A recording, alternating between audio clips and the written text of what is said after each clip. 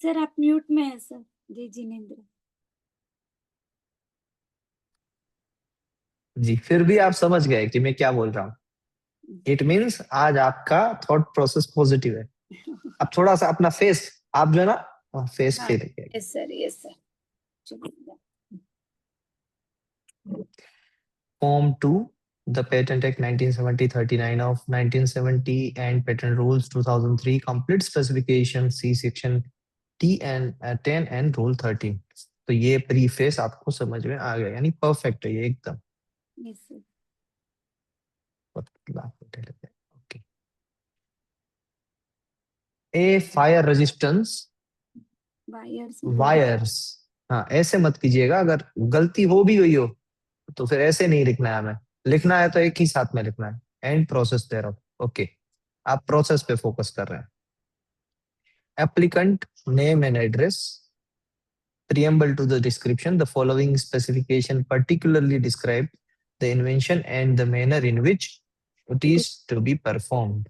आपको है ना ये स्पेसिंग की बड़ी अच्छी नॉलेज है, यानी आपका प्रेजेंटेशन बहुत अच्छा है, जो भी काम कर रहे हैं ना आप उसमें, ये आपको पहले से ही पता है, तो मुझे कुछ करने की जरूरत ही नहीं है। आपको पता है कि बस एक पेज में हमें ये लिखना है, तो हमें इतना इतना स्पेस छोड़ना पड़ेगा। Yes sir. सर मैंने एप्लीकेंट नेम और नंबरिंग भी किया सर। हाँ एप्लीकेंट, हाँ ऊपर एप्लीकेंट ऊपर सर, लेफ्ट कॉर्नर और राइट नंबरिंग। इसमें नहीं करना होता है मैडम, नहीं करना सर। ड्राइंग में करना होता है, ड्राइंग में। Okay sir. गुड। ये है specification, okay. Only in the drawing actually. Only in drawing. आप जब बात करते हैं तो वो साउथ वाला भी एक्सेंट आता है आपका, okay yes accent only in the drawing, ऐसा ऐसा आता है। Yes yes. मैं पहली दिन ही कंफ्यूज हो गया कि मैडम को किस तरीके से असेसमेंट लिया जाए कि आप साउथ से है, आप राजस्थान से है। नहीं sir, but born and brought up here ना, तो हाँ फिर पता चला ना, आपने कहा सारी बातें कही, मगर एक अलग सा आपके अंदर कॉम्बिनेशन, यानी आप लगते गुजराती हो, आप हो राजस्थान, यानी born and brought up in Jodhpur में हो। थोड़ा सा आपका जो नॉलेज है वो साउथ साइड का लगता है, और आपका फेयर, यानी आपकी जो स्किन है वो फेयर है, ब्राउन इस ब्राइट ब्राउन की तरफ, तो पता नहीं चलता है किसी को भी, मींस नो वन कैन जज यू कहाँ से हैं आप particularly. Born and brought up Chennai से ही हूँ सर। हाँ मगर चेन्नई वाले लोग इतने फिर फेयर नहीं होते हैं ना, थोड़े से द्रविड़ वो सब होते हैं।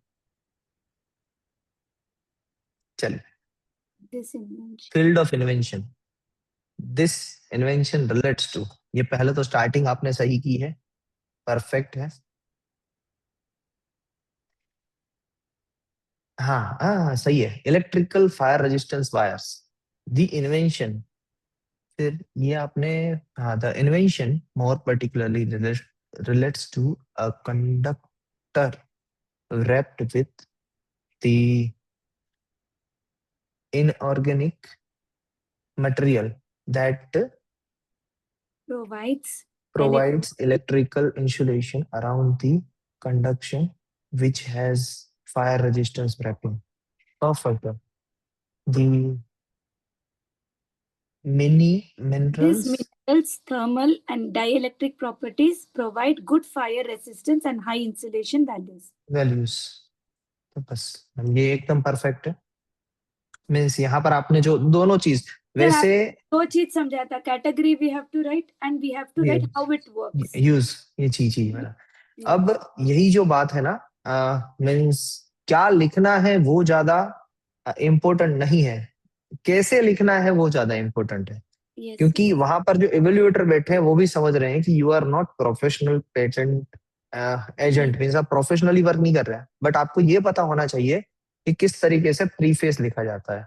तो जैसे ही वो ये लाइन देखेंगे, वैसे तो आपने बहुत अच्छा लिखा है, बट जैसे ही वो ये लाइन लिखेंगे एंड साथ में लिखेंगे मोर पर्टिकुलरली, हाँ ये वाली, हाँ तो वो समझ जाएगा कि इनको पता है। बाद में मैंने आपको बताया था, पता है वो ई स्पेस नेट, उसके अंदर आपको ड्रॉप डाउन मेनू में जाके सारे सबसेक्शंस निकाल के रखने हैं, और उसी सबसेक्शन से आप ये चीज लिख पाओगे। याद है, Espacenet, specification, classification, CPC, IPC, दिखा देता हूं मैं आपको सेकंड टाइम। Okay sir. ये फील्ड ऑफ इन्वेंशन के लिए आप ई स्पेस नेट का यूज कर सकते हैं। ई स्पेस नेट, ये वेबसाइट के क्लासिफिकेशन सर्च का।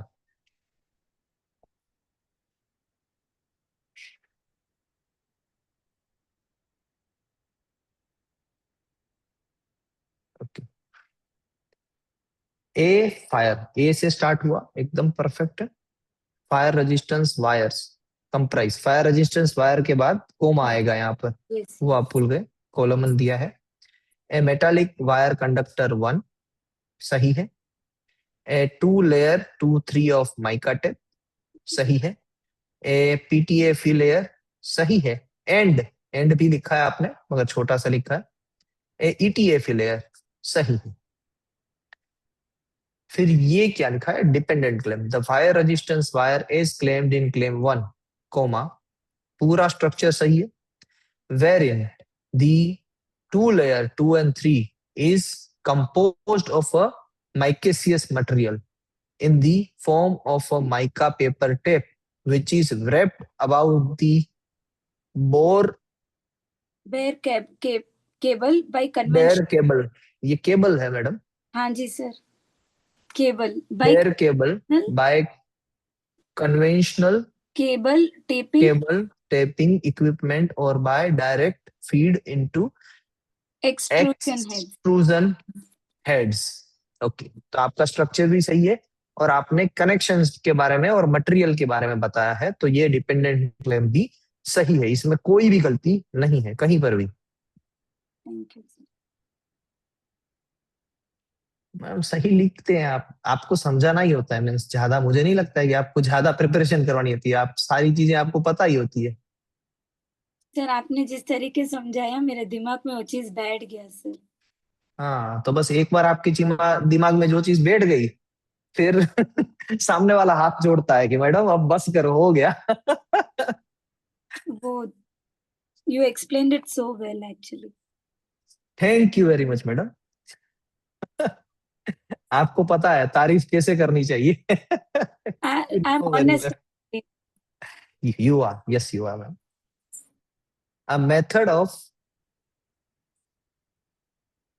ऑपरेटिंग फायर रेजिस्टेंस वायर, अब आपने मेथड क्लेम लिखा है, कंप्राइजिंग, फिर आपने आईएनजी वर्ड से यूज स्टार्ट किया, wrapping a bare conductor with a mica tape 2 3 followed by a layer of PTFE4, एकदम perfect. Sintering ing again the PTFE layer, बहुत बढ़िया। 4 and extruding and cross linking a layer of PTFE on ETFE, बस। तो means आपने जो उसका crux था उसको तो एसेंस रखा ही, अब इसमें और क्या चीज हो सकती है। द मेथड ऑफ क्लेम 3, या फिर ऐसे लिख सकते हैं madam, the method of operating fire resistance wire is claimed in claim 3। Directly लिखना द मेथड ऑफ क्लेम 3, उससे अच्छा है उसके बीच में टाइटल लगा दीजिए, थोड़ा सा लेंथ भी बढ़ जाता है। Yes sir. कोमा सरस अच्छा है। फर्दर कंप्राइजिंग, ये भी बात सही है, वेर इन की जगह पर आप ये वर्ड को भी यूज कर सकते हैं। The step of the product is preferably cross linked by electron beam irradiation to further enhance the properties of the insulation। तो बहुत बढ़िया मैडम, क्या ही इसमें अब चीजें हम कह पाएंगे, बस एक टाइटल ऐड करना है, वो मैंने आपको बता दिया। हाँ जी। नेक्स्ट आगे बढ़ते हैं। A fire resistance fire and process thereof, the technical field relates to, okay title आपने दिया पहले तो, द टेक्निकल फील्ड ऐसे ही लिखा है, perfect. The technical field relates to the inorganic material provides electrical insulation the, हाँ चलिए टेक्निकल फील्ड हो गया। The technical advancement provides various inorganic fire wrappings mica tapes with thermal and electronic properties to provide, चलिए technical advancement तक हो गया ये। Next page. ये नेक्स्ट पेज पे तभी जाएगा जब हम इसको क्लोज करें, एक एक पेज ही हो रहा है यहाँ पर, चलिए।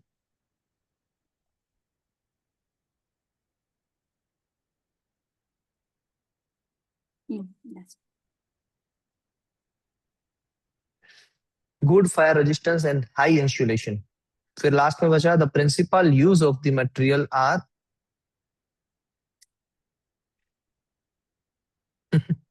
Wrong. चलिए ये स्टेटमेंट रॉन्ग है बट एसेंस करेक्ट है, यानी आपने प्रिंसिपल यूज लिखने की ट्राई की। Principle use fire resistance wire का क्या होता है मैडम? Chemical formula. नहीं, प्रिंसिपल यूज कहाँ पर होता है यही मटेरियल तो यूज किया सर हम लोगों ने। मैडम? वायर कहाँ पर यूज होते हैं? Okay, it is used for all electric things. Yeah. Electrical installation, घर में, किसी गार्डन में, किसी भी जगह पर जहां पर इलेक्ट्रिकल इंस्टॉलेशन करते हैं, आप भी वो घर के अंदर ये जो वायर लगाते हैं उसकी जगह पर ये वाला वायर लगा सकते हैं, दैट इज पेटेंटेड वन। और correct. जनरली घर की भी जो वायरिंग्स होती है ना, उसमें अगर आपने कभी भी वायरमैन आए आपके यहाँ पर तो देखिएगा वो अलग अलग एम्पियर, यानी एक होता है छोटा सा प्लग, उसके लिए पतला वायर होता है। फिर 5 एम्पियर जो एसी का होता है ना, वो वायर देखिए आप ऊपर, वो मोटा वायर होगा 2.5 mm डायमीटर का। वो जनरली हमारी जो घर की दूसरी जो एसेसरीज है, जैसे कि मोबाइल चार्ज करना है, उसके लिए यूज नहीं होता है, वो पतला वायर है। Okay, sir. जो हाई कैपेसिटी की जो होती है, जहां पर हीटिंग ज्यादा हो सकती है, एसी में ज्यादा रिक्वायरमेंट होती है इलेक्ट्रिसिटी की, तो वहां पर 2.5 mm का वायर रहता है, तो इंसुलेशन प्रोवाइड करते हैं। Okay. वही होता है। और घर के अंदर अभी भी सभी लोग ऐसे ही फायर रेजिस्टेंस वायर ही यूज करते हैं, क्योंकि अब सारी कनेक्शंस कैसी आ गई है, अंडर दी वॉल। सारे जो कनेक्शंस है पहले बाहर रहते थे, पहले स्ट्रिप्स के साथ Right. रहते थे, अब वो अंदर आ चुकी है। तो अंडर दी वॉल जब भी वायरिंग होती है वो सबसे डेंजरस होती है, फिर भी एस्थेटिक लुक को मेजर करने के लिए वो लोग करते हैं ऐसा। सही है, बट यूज में आप यूज को लिखिएगा, बाकी सारी चीजें करेक्ट है। यूज में आपको यूज लिखना है, और यूज लिखने के लिए सिंपल सा दिमाग लगाइएगा कि ये कहाँ पर यूज हो रहा है। गार्डन स्प्रिंकलर होर्स गार्डन में यूज होता है। ये फायर रेजिस्टेंस वायर कहीं भी इलेक्ट्रिकल इंस्टॉलेशन में यूज होता है। Yes, sir. Correct, so that's Sir, it. 1 second, I need time, sir. Only one जी second. जी।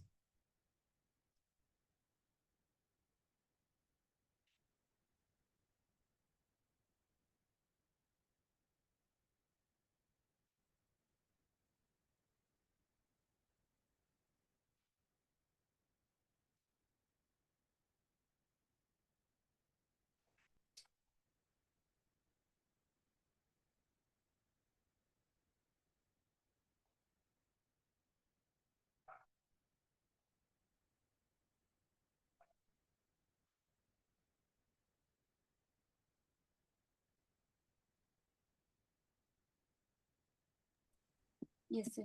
Sir, so तो फिर मुझे the principal use of the materials are used in In any electrical installation, whether it is in home, in outside playground, in garden, or in any commercial activity like industries and other special economic zones, ऐसे लिखना है। Clear है madam? वो लिख तो आप पाएंगे, मुझे तो सिर्फ आपको ये बताना है कि आपको क्या लिखना है। लिखने के लिए तो आपकी इंग्लिश मेरे से ज्यादा अच्छी है, करेक्ट? sir. कहाँ पर लिखना है वो पता है। Yes, sir.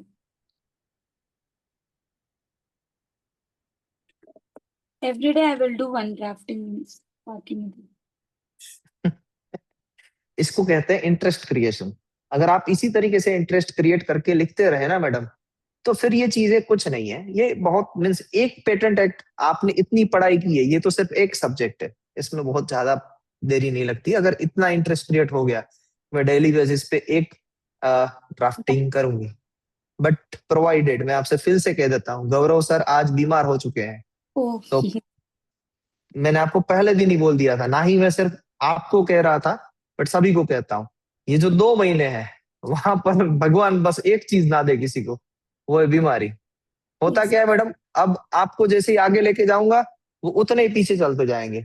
और चीजें डिफिकल्ट नहीं है, बस आप उसको एक पैरेलली करते नहीं हो ना, तो वो बर्डन बढ़ता जाता है।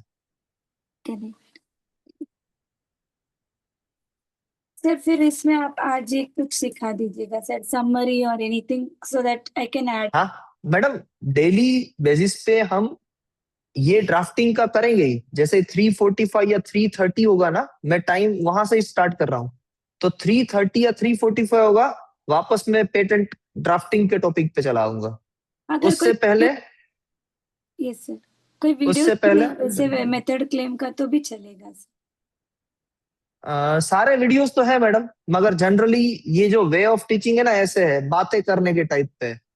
तो आप थोड़े देर में, मैंने रिकॉर्डिंग सभी को भेजी है, तो फिर वो है ना मोनोटोनस फील हो जाता है, ये क्या बातें करते हैं। अब मैं एसेस करता हूँ पर्सन को, अभी जैसे कि ये रिकॉर्डिंग कोई देखे आपकी और मेरी, तो उसको थोड़ी सी बोरिंग लगेगी, मगर जिस तरीके से आपकी बातें हुई है मेरे साथ पहले से, so based on that thing, आप हाँ कहते हैं, ना कहते हैं, आप गुस्से में हैं, आप शांत है, तो accordingly I will manage my situation कि यस मुझे किस तरीके से बिहेव करना है।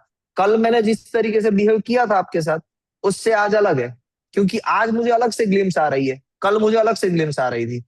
तो बट नेचुरल मेरा बिहेवियर है, मैं समझ जाता हूँ मैडम, ऐसी है ना जिंदगी। नहीं, मुझे पता चल जाता है वो, मैं बहुत, अब इतने बरस से 15 बरस से पढ़ रहा हूँ मैडम, मैं आंख में देख के बता सकता हूँ पर्सन के कि वो अभी किस माइंड और स्टेट ऑफ माइंड में है। कल मैं आपको जजमेंट भी देता हूँ, आपका ये जो स्पेस है ना, वो स्पेस नहीं था, कल आप और किसी जगह पर बैठे थे, नंबर वन थिंग। यानी ये स्पेस वैसे आपने ना फिक्स रखा है, इतने बजे ये स्पेस है, इससे बाद ये स्पेस है, अभी आपके बच्चे आएंगे 4 बजे के तकरीबन, वो एक राउंड लगाएंगे ही लगाएंगे। तो ये सारी सिचुएशन मेरे दिमाग में फिक्स है, और कल उसमें से कुछ नहीं हुआ और एक नई चीज हुई, संजय सर दिखे। तो जो रूटीन में नहीं हो रहा था वो मुझे दिखा, यस सर। तो वो डिस्टर्बेंस मुझे समझ में आ जाता है, यानी कुछ ना कुछ हुआ होगा। I am not want to go into the detail of that part, but वो चीज मुझे दिखाई देती है। अब पता नहीं क्यों दिखाई देती है, दिखाई देती है। Yes sir. और मुझे आपको बस बूस्ट करना था कि मैडम कुछ भी हो, वो माइंड स्टेट मुझे नहीं चाहिए, मुझे आपका अभी का माइंड स्टेट चाहिए यहाँ का। वो मैंने कन्वे कर भी दिया आपको बोल बोल के। अब हम 25 पे आगे बढ़ेंगे ना मैडम, आज 25 से लेके 34 तक जाना है आज हमें। 21 तक हमारे सेक्शंस हो चुके हैं, correct? Yes sir. Quick revision and then 25 to 34 अभी हो जाएगा, देखिएगा, कोई बड़ी देर वाली बात ही नहीं है इसमें।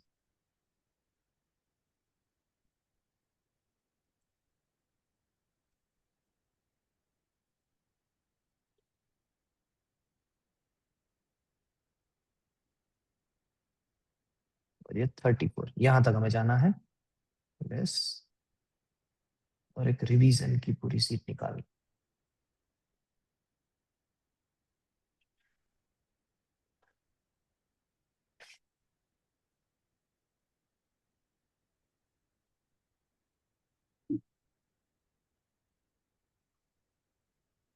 Insert section keyword rules form fees timeline and rules.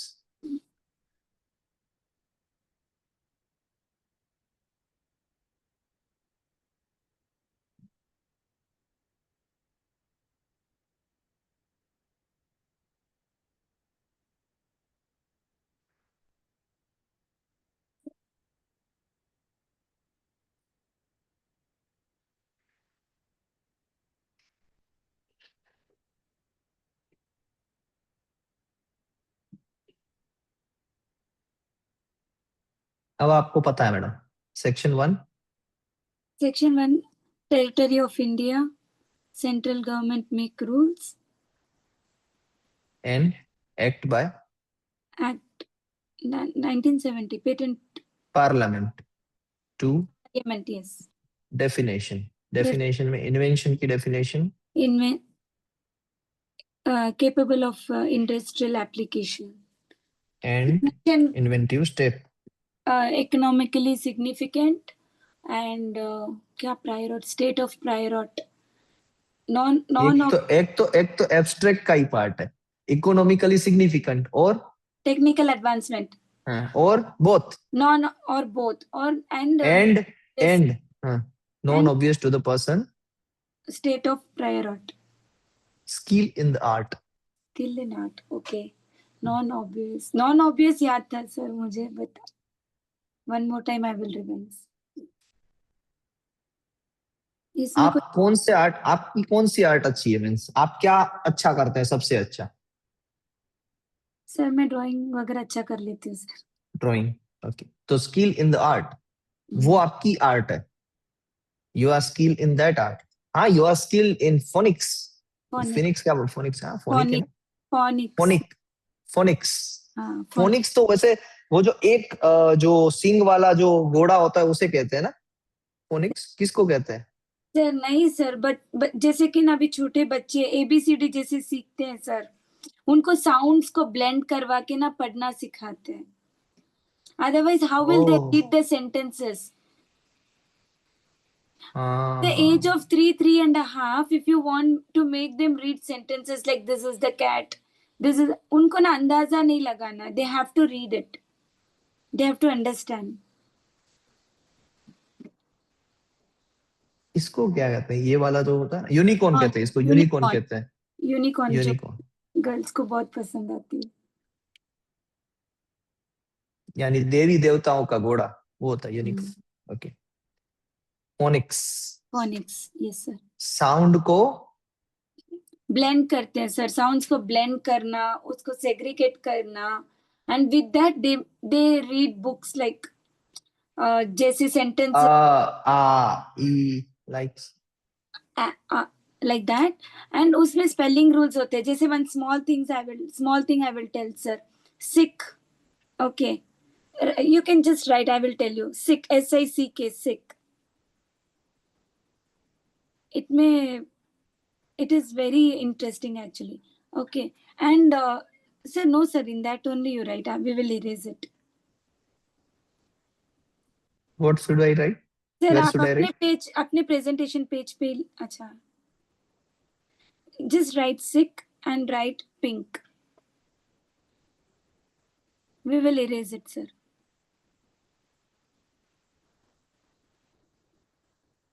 Write pink sir. Sir दोनों में एंड में तो आपको क साउंड ही आ रहा है, करेक्ट? पिंक। सिक, पिंक। हाँ क, इट, एक कट है वाला है, एक पूरा वाला है। हाँ इन, बट आपको पता है आप क्यों सी के दोनों का साउंड क, बट यू आर राइटिंग सी के both, why? Kids will get confused, they can also write SIK, that also sounds hmm, sick. How will they know hmm, that they have to write SICK? How? How? Because वो vowel जो है ना sir, vowel के बाद में जब sound आती है तब आपको सी के दोनों लिखना है। तो okay, that C, is short तो वावल। उसमें वोवल, हाँ, I E E I O you आया इसमें, हाँ तो यहाँ पर short vowel, pink. One single N के बाद, N is not a vowel, N के बाद जब साउंड आ रहा है then we are writing only one क sound. So there are lot hmm, of spelling rules, अगर वो सब सीख गए तो फिर उन बच्चों का स्पेलिंग्स, उनका सेंटेंसेस सब एकदम सही हो जाता है। That way. फिर बोलेंगे पापा आपको कुछ नहीं आता है। अच्छी बात है। So method of learning. नहीं, बहुत बढ़िया madam. I also able to know new things about it, I will more explore this things in future. What you, third section ma'am. Sir, not invention, patent. Grounds, A to P, जल्दी से। Okay, sir, again I have to tell. Um, 1 second, sir. A, frivolous and against natural laws. B, B is, that is prejudice. C is made discovery. Of D, D is E is admixture. F is rearrangement. D. D बाद में No, रखेंगे, जी, G is omitted, sir. G. H, H is for horticulture and I, agriculture. I is for instrument that is related to. J, J is for plants and animals and के, micro. K is for mathematical method, business model, and computer person. L, L is for literary works. M is for M, method of mental act. N is N, presentation of O, information. O is for topography of P, integrated circuit. P is for traditional. Hmm, लिखिए D के तो बारे में, new use of a known thing और therapeutic efficacy. एक ही sentence में problem है आपको कि वो क्या तो सर? कोई बड़ी प्रॉब्लम। थेरापेटिक एफिकेसी और new use of a known things, new use of a known substance और therapeutic efficacy.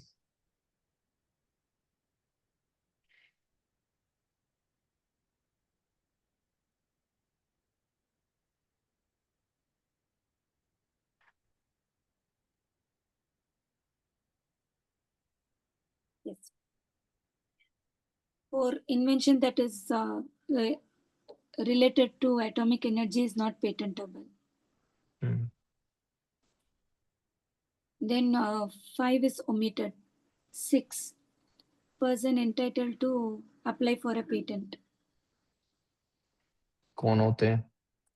Sir, a true and first inventor, legal representative, and assignee.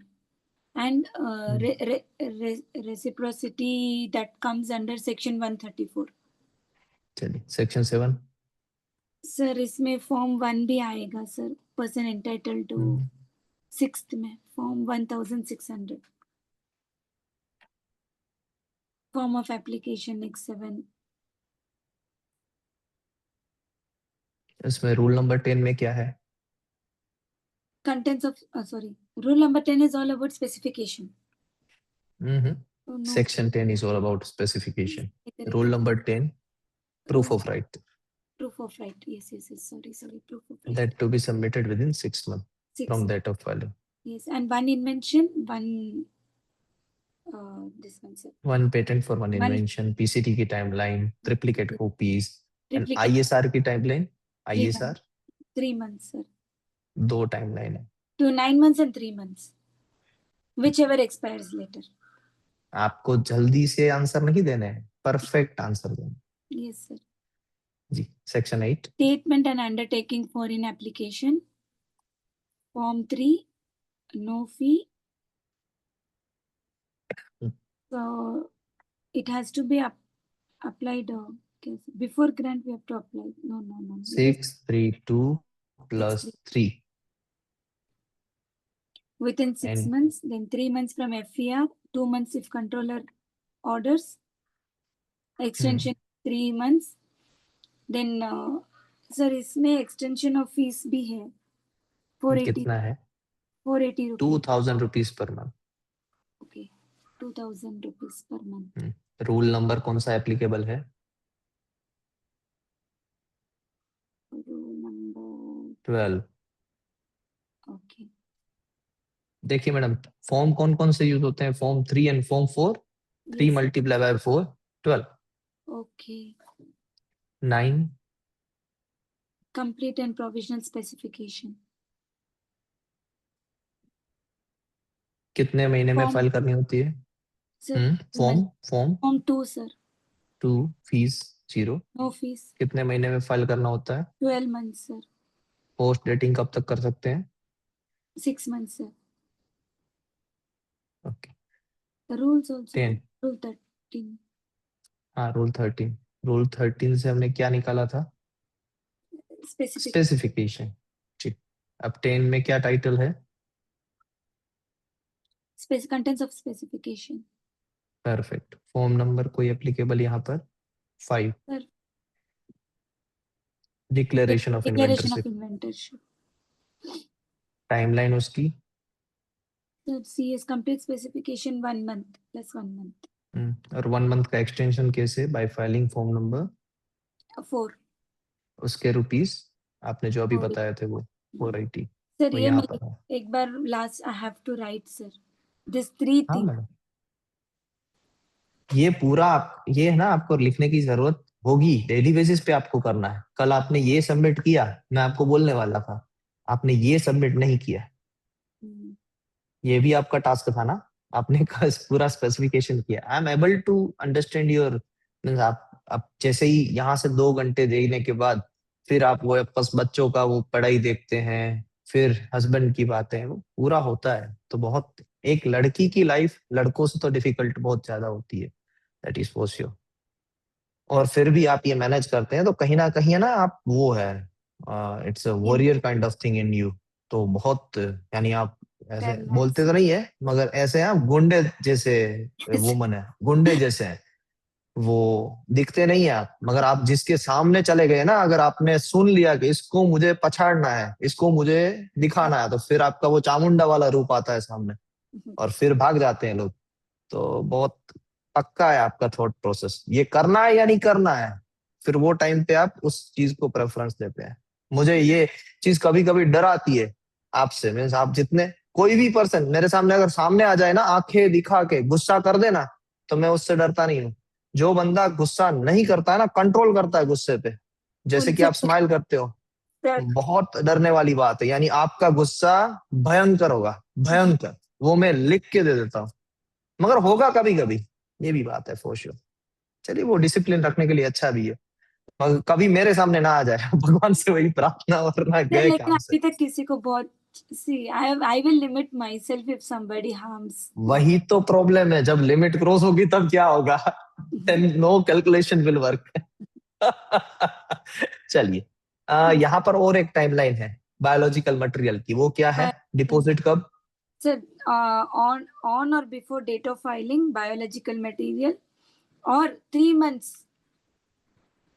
uh, reference, sir आपको पहले reference बोलना था reference, हाँ, reference with in 3 months. reference और within form number 9 file किया है तो फॉर्म नंबर 9 फाइल किया तो ऑन और before filing form number 9। on or before form number 9 yes sir याद आ गया। बस वही है। 3 मंथ की और एक टाइमलाइन यहाँ पर रेफरेंस की ऐड कर देता हूँ बायोलॉजिकल मटेरियल की। हो गया 11, section number 11। Priority claims of अब स्पेसिफिक जहां पर वो कंप्लीटली डिस्क्लोज होगा, वही उसकी प्रायोरिटी होगी। यस सर 11A, क्या पब्लिकेशन ऑफ की मतलब है? पब्लिकेशन। अगर फॉर्म नंबर 9 नहीं फाइल किया है तो टाइमलाइन क्या होगी? Form number 18 month. 18 months 1 second और अगर फॉर्म नंबर 9 फाइल किया है तो with in, early publication request file की है तो within a month sir with in a month. और फॉर्म नंबर 9 की फीस फॉर्म नंबर 9 की फीस 2.5 2500 रुपये। रूल नंबर यहाँ पर एप्लीकेबल होगा 24A। Okay madam. और कौन सी कंडीशन है जहां पर पब्लिकेशन नहीं होगा? sir complete specification if at all it is not filed then secrecy directions or if form number 29 we have filed for withdrawal with in, with withdrawal before the grant नहीं, before the with publication sorry before the publication sir 15 month. 15 months publication में भी 18 में से भी 3 महीने आगे, with in yes 15 month. mm. तो form number 29 भी आया, जिसकी कोई फीस नहीं है। 11B,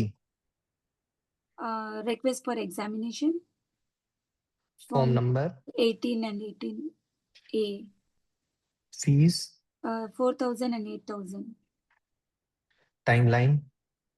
request for exam 31 months sir कहाँ amendment से अगर एप्लीकेशन फाइल है तो 31 मंथ?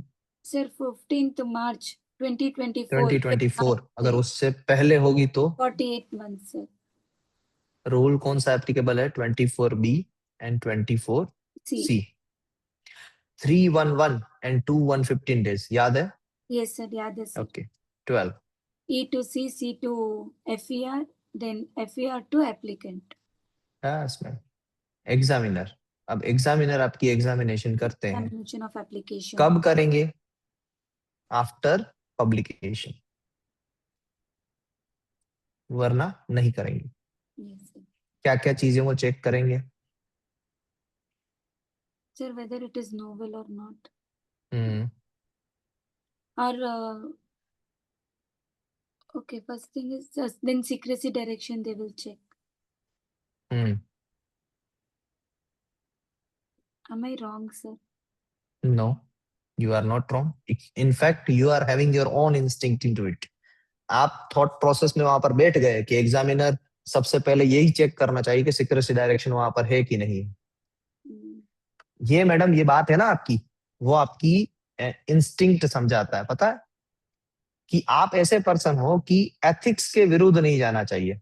सबसे पहले आपके लिए नेशन है, कहीं ना कहीं आपके हार्ट में नेशन की प्रायोरिटी पहले है, क्योंकि आप सीक्रेसी डायरेक्शन को बीच में लाते हो। मैंने आज तक ये स्टेटमेंट नहीं बोला है, आज तक मैं पढ़ाता हूँ, आज तक मैंने ये स्टेटमेंट नहीं बोला है कि एग्जामिनर सबसे पहले ये चेक करेगा कि वहां पर सीक्रेसी डायरेक्शन लगता है कि नहीं लगता है। आप पहले ऐसे कैंडिडेट हो जो ये बार बार बोलते हो कि Yes, सीक्रेसी डायरेक्शन वो चेक करेगा, ये बात भी सही है, मगर क्यों? क्योंकि आपने जब अपने बच्चों की अपब्रिंगिंग की है ना, तो उसमें क्या चीज नहीं देनी है उसके बारे में सबसे पहले सोचा है। जो चीज देनी है वो तो हो जाएगी, मगर क्या नहीं आना चाहिए, वो आपकी थॉट प्रोसेस प्रॉपर है। yes, ओके, चलिए फिर, जो सारे document as per patent act है कि नहीं है, yes, एंटीसिपेशन कुछ कर रहा है कि नहीं कर रहा है, ये सारी बातें देखी जाएगी। करेक्ट, कोई yes. सेक्शन 3 या 4 में तो आपका स्पेसिफिकेशन नहीं आता है ना, ये बात भी देखी जाएगी। 13, क्या कीवर्ड लिखूं मैडम? Just 1 second. ये anticipation का search of anticipation by 1 second मैं बताती हूँ sir. I have read this. Search of anticipation by prior publication का एंड बाय प्रायर, claims का priority date of claims. prior बस previous 13, publication and prior claim का. 14, This is reporter. Report submit होता है sir, यहाँ पे रुको. Examiners की रिपोर्ट कैसी होती है? Consideration of report of examiner by controller. हम अगर एग्जामिनर की रिपोर्ट होती कैसी है? सर इट इज एग्जामिनर का रिपोर्ट सिर्फ कंट्रोलर ही देख सकते हैं sir. It is secret, confidential, confidential. Secret. It is confidential and हमें जो एफईआर मिलता है वो, that is given by controller, that is directed by controller. That is directed by controller. Perfect.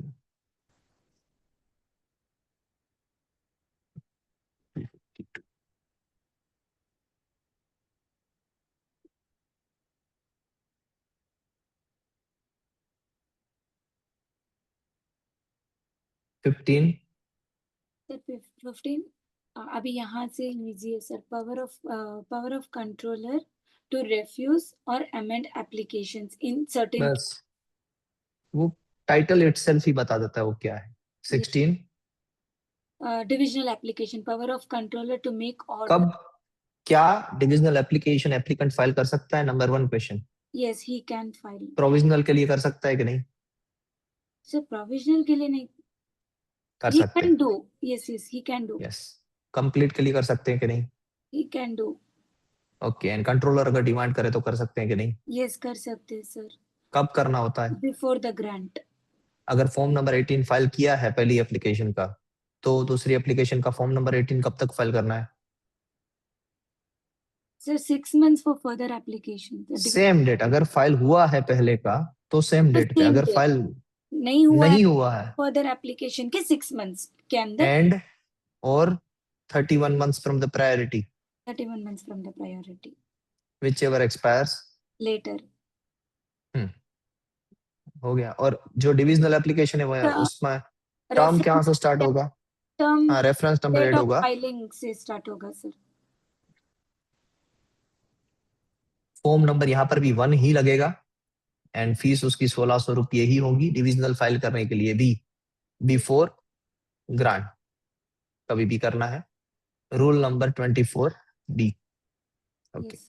17, Form number 17, power of controller to make orders in respecting of 1 second sir, in respect dating of dating, application. Post dating. Post dating कब तक हो सकती है?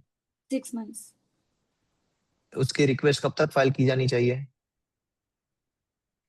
Before Before the grant.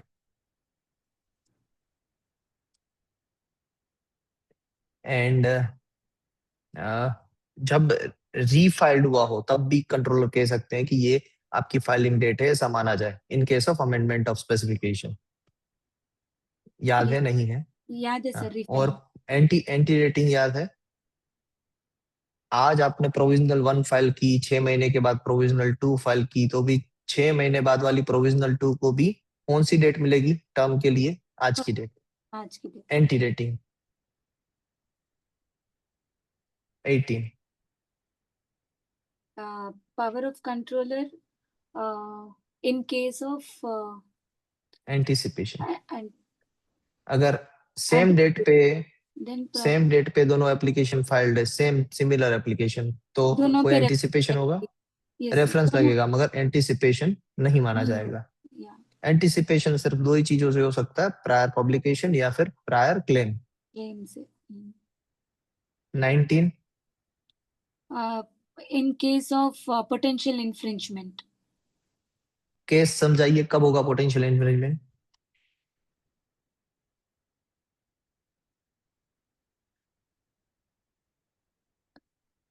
Sir, I don't जब कोई बात नहीं madam, आपने ऐसे बताया था कि ए की एक पेटेंट है और बी की एक एप्लीकेशन है.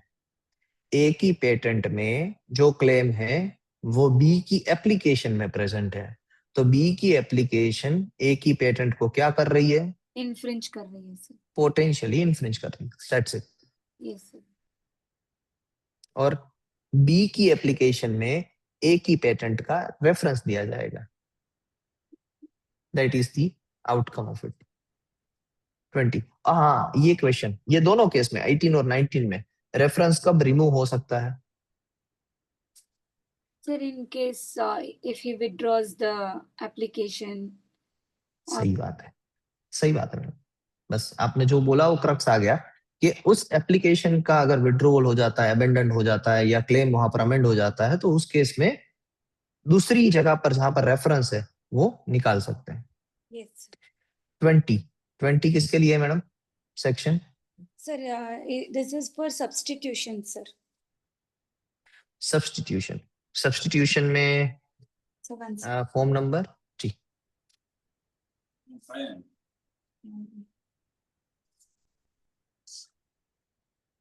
ನಮ್ದಿಲ್ಲ, ಇದು ಸೆಕೆಂಡ್ ಟೈಮ್ ಸೇಮ್ ನಂಬರ್ ಅಲ್ಲಿ ಬರುತ್ತೆ, ಕ್ಯಾನ್ಸಲ್.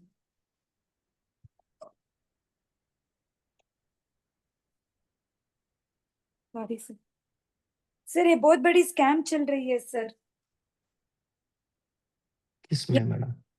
मतलब ऐसे कोई मतलब ऑर्डर भेज देते कि आपके घर पे ऑर्डर आया हुआ है 500 रुपीज का, एंड दैट ऑर्डर हम कोई भी मतलब प्लेस नहीं किए रहते हैं, फिर भी आपको ऐसे होता किसी ने प्लेस किया है, it's your and they put something else in that box. ये बहुत चल रही है यहाँ पे. This is second time happening here. Substitution के लिए form? Yes sir. Subsidy form 6 sir. Change of applicant. अगर if I sell my application before the grant. Before grant. अब आपके दिमाग में ये कनेक्शन बैठ गया, एप्लीकेशन यानी बिफोर ग्रांट. फीस? फॉर्म 6 की भी फीस है सर 800. 800. Rule applicable? सब्स्टिट्यूशन का मैं रूल आपको बता देता हूँ, just a minute.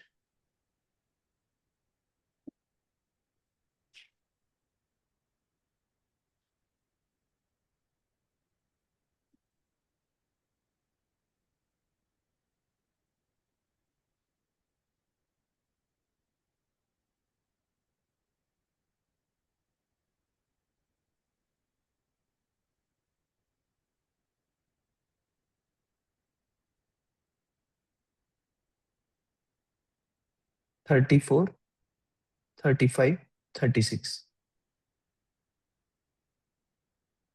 34 to 36.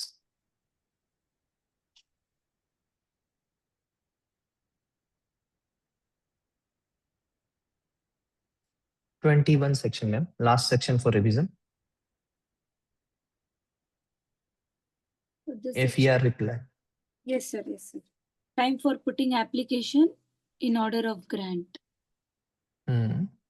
Sir यहाँ पे आपने क्या बताया था, by any chance for natural disaster? हाँ, वहां पर एक्सटेंशन कभी भी हो सकता है, जो नॉर्मल टाइमलाइन है वो. Sir normal timeline for examination. Reply, FER का reply with in 3 months applicant. With in 6 month. जब आपको FER मिलेगा वहां से 6 महीने 6 months प्लस 3 जो months. हाँ एक्सटेंशन हो सकते हैं 3 month. तो ये जो आप FER का रिप्लाई फाइल करते हैं वो होता है फॉर्म नंबर 30। और एक्सटेंशन के लिए कौन सा फॉर्म होता है मैडम? 4। एक्सटेंशन अगर फॉर्म नंबर 18 फाइल किया है तो एक्सटेंशन की अमाउंट कितनी होगी? 1K per month. और फॉर्म नंबर 18A फाइल किया है तो इन 2K। 2K per month. ये 3 महीने के एक्सटेंशन की बात हो रही है मैडम, क्लियर है? Yes sir. Okay. Sir, one time can you just tell me? I'll write down the extension fees, sir. Form number 18 file किया है तो 1000 per month. And form number 18A file किया है तो 2000 पर मंथ। फिर वो 480 कहाँ आता है सर? फॉर्म नंबर 5 के एक्सटेंशन में सेक्शन नंबर 10 में।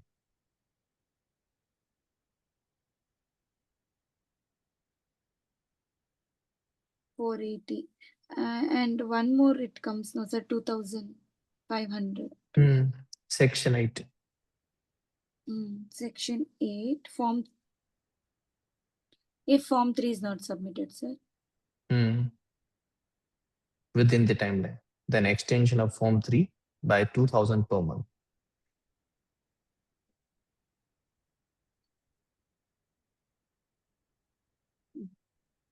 Yes sir. So that I will not get confused, I will put it in my mind. होगा ही नहीं मैडम, अगर इस तरीके से आप रिवाइज करेंगे और डेली बेसिस पे आप अगर इसको रिवीजन में लाएंगे ना तो there are very less chances कि आप ये चीजों को भूल सके।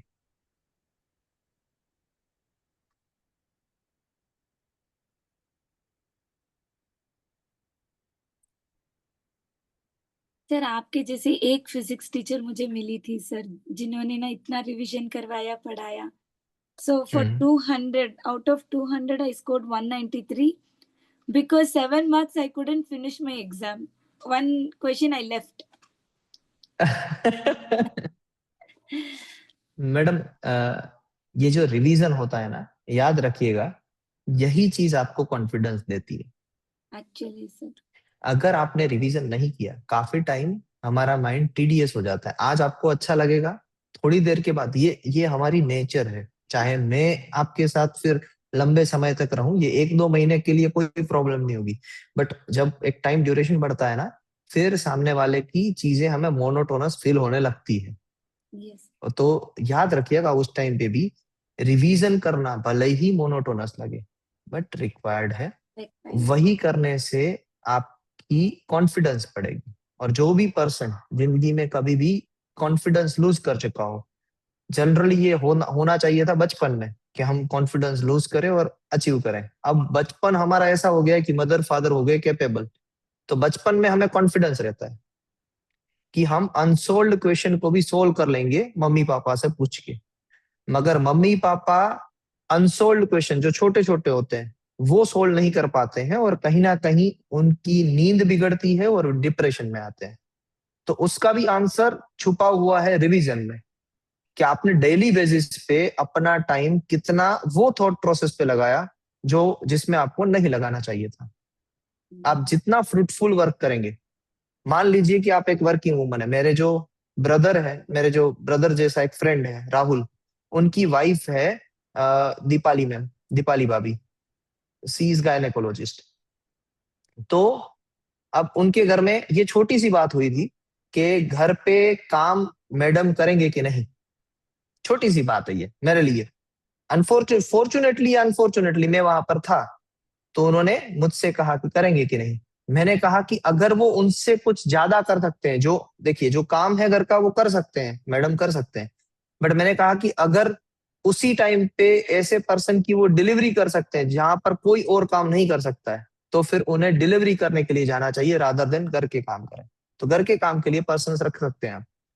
बात छोटी सी थी, मगर तब क्या हुआ था, अगर मैं वहां पर ये स्टेटमेंट ना बोलता तो केओस हो जाता है। तो ये छोटी सी बात होती है, उसमें कोई बड़ी बात नहीं होती है।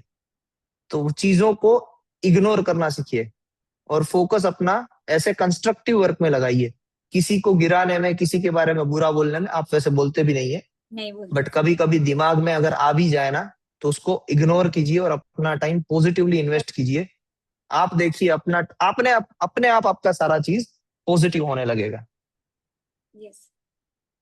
अब पता नहीं मैं ये क्यों बोल रहा हूँ, बट बोल रहा हूँ, जो मुझे लगा मैंने बोल दिया। नो सर, इट एक इज। है ना आपके यहाँ पर मुझे ऐसा सिस्टर की तरह आपकी फीलिंग आ रही है। हाँ जी सर। मुझे ऐसा लग रहा है कि आप मेरी कोई बहन है, और पता नहीं ऐसा ही हो जाता है। आप भी उतना रिस्पेक्ट शो कर रहे हैं जो जनरली मैंने सोचा सर कि day one I have not like no, किसी को भी मैंने ना इतना, मैं जिस दिन आपको कॉल करी ना सर, मतलब मेरा हाँ ही था, मतलब करना हाँ है। पता था। सो दैट वे मेरा हस्बैंड भी ना, तू ऐसे कैसी है करके, मैं बोली मुझे जो समझ में आया, मतलब जज गया, आया मतलब जज गया वैसे। हाँ, वही। आप वैसे ही एक सिस्टर, एक बेस्ट सिस्टर है, बेस्ट सिस्टर मैं ऐसा थैंक कहूंगा। You. Section number 25, opposition to proceeding for a grant of a patent. अब पहले इसका प्रीफेस ले लेते हैं। ये सेक्शन क्या कहना चाहता है?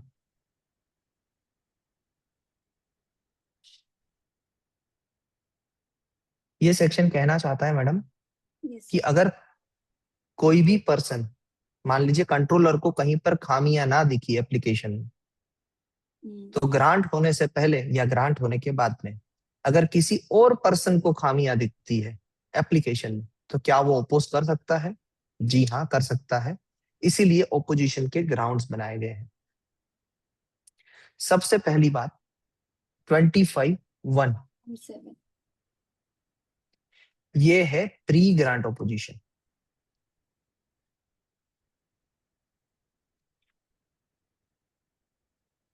द नेम इटसेल्फ सजेस्ट कि ये ओपोजिशन कब होगा? ग्रांट के पहले ही हो जाएगा। ग्रांट से पहले ही हो जाएगा।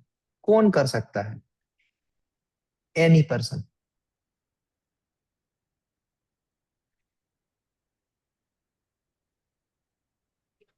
कोई भी कर सकता है।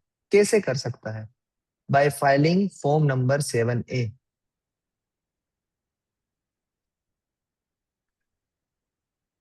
फॉर्म ए की फीस कितनी है?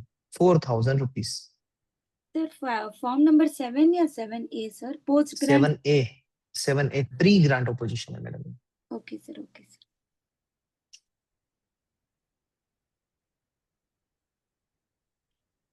4000 रुपीज, ओके सर। कौन सा रूल एसोसिएटेड है यहाँ पर? Rule number 55।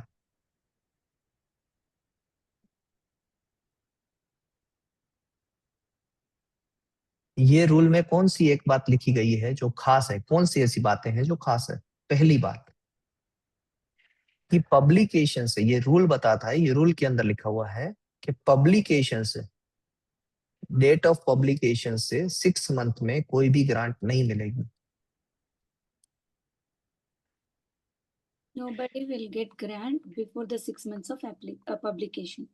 हम्म No, no, तो no. इसका मतलब क्या हुआ कि ये जो 6 महीने हैं वो पर्टिकुलरली प्री ग्रांट ओपोजिशन के लिए रखे गए हैं, जहां पर कोई भी पर्सन 6 महीने के लिए एप्लीकेशन ओपन है, 6 महीने तक आके वहां पर प्री ग्रांट ओपोजिशन डाल सकते हैं।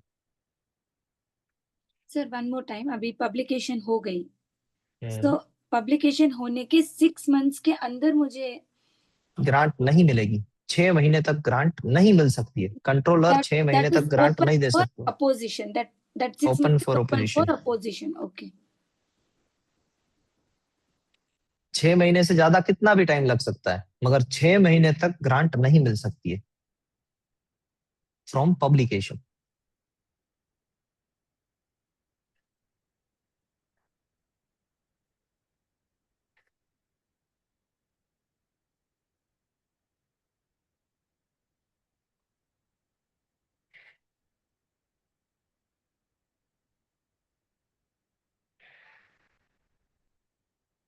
Sir, after publication till 6 months, no grant will be given because it is open for pre-grant opposition. Am I? Exactly ma'am, yes you are. Second point, second point है कि जब कोई person, पहले सुन लीजिएगा फिर आप अपनी लैंग्वेज में लिखिएगा। जब कोई person form number 7A file करता है, उसे हम कहते हैं जो ओपोजिशन कर रहा है पर्सन। पहले जो उसने फॉर्म नंबर 7A में स्टेटमेंट या सरकमस्टेंसेस या एविडेंसेस दिए हैं, उनको चेक किया जाएगा कि क्या वो सरकमस्टेंसेस वैलिड है या नहीं है। उसे कहा जाता है यहाँ पर कि प्राइमा फेसी केस बन रहा है कि नहीं बन रहा है। Prima Prima facie. Facie case exist कर रहा है कि नहीं।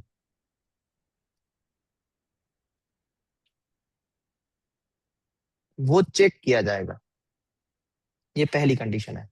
अब आप लिख लीजिए।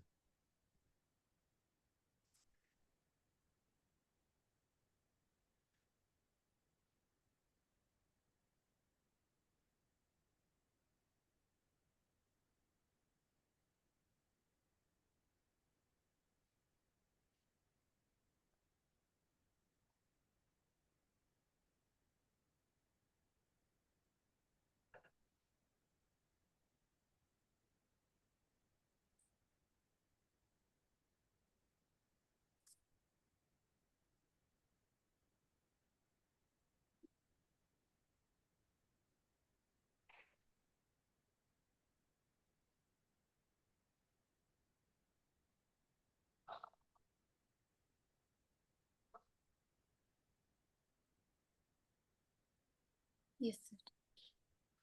अब मैडम केस एग्जिस्ट कर रहा है। मान लीजिए कि ये केस है, ये एग्जिस्ट कर रहा है, मीन्स यस केस हो रहा है। तो विद इन 1 मंथ ये जो भी फॉर्म नंबर 7A के साथ जो भी कंडीशंस या एविडेंसेस दिए होंगे कि इन्होंने एप्लीकेंट ने, जो ओपोजिशन कर रहा है, वो ओपोजिशन कर रहा है वो पर्सन, वो सारी इंफॉर्मेशन पेटेंट एप्लीकेंट को भेजी जाएगी। यानी ये सारी इंफॉर्मेशन पेटेंट एप्लीकेंट को भेजी जाएगी विद इन 1 मंथ, अगर एग्जिस्ट कर रहा है तो। Any doubt? Sir, if case is ongoing, exist exist, exist exist, and if evidence are clear, तभी केस एग्जिस्ट कर रहा है। exist कर रहा है, तो within a month, within 1 month, all these things will be sent to applicant. Applicant कि उनको पता चले कि आपकी एप्लीकेशन पे प्री ग्रांट ओपोजिशन आया है। Okay, sir. रुकिए रुकिए मैडम, आप पहले ऐसे लिखिए, पहले ऐसे लिखिए नहीं कर रहा है। पहले ये लिख लीजिए, क्योंकि कर रहा है उसके बाद का फ्लो में आगे बढ़ा लेंगे। पहले हम लिख लेते हैं कि एग्जिस्ट नहीं कर रहा है, प्राइमा फेसी केस एग्जिस्ट नहीं कर रहा है। कंट्रोलर इन सच माइंड स्टेट कि यहाँ पर ओपोजिशन नहीं बन रहा है। तो विद इन 1 मंथ ये जो पर्सन है जिसने फॉर्म नंबर 7A फाइल किया है, ओपोजिशन कर रहा है, वो हियरिंग के लिए रिक्वेस्ट कर सकते हैं। पहले ये स्टेटमेंट लिख दीजिए, फिर आप ये स्टेटमेंट लिखिएगा यस वाला।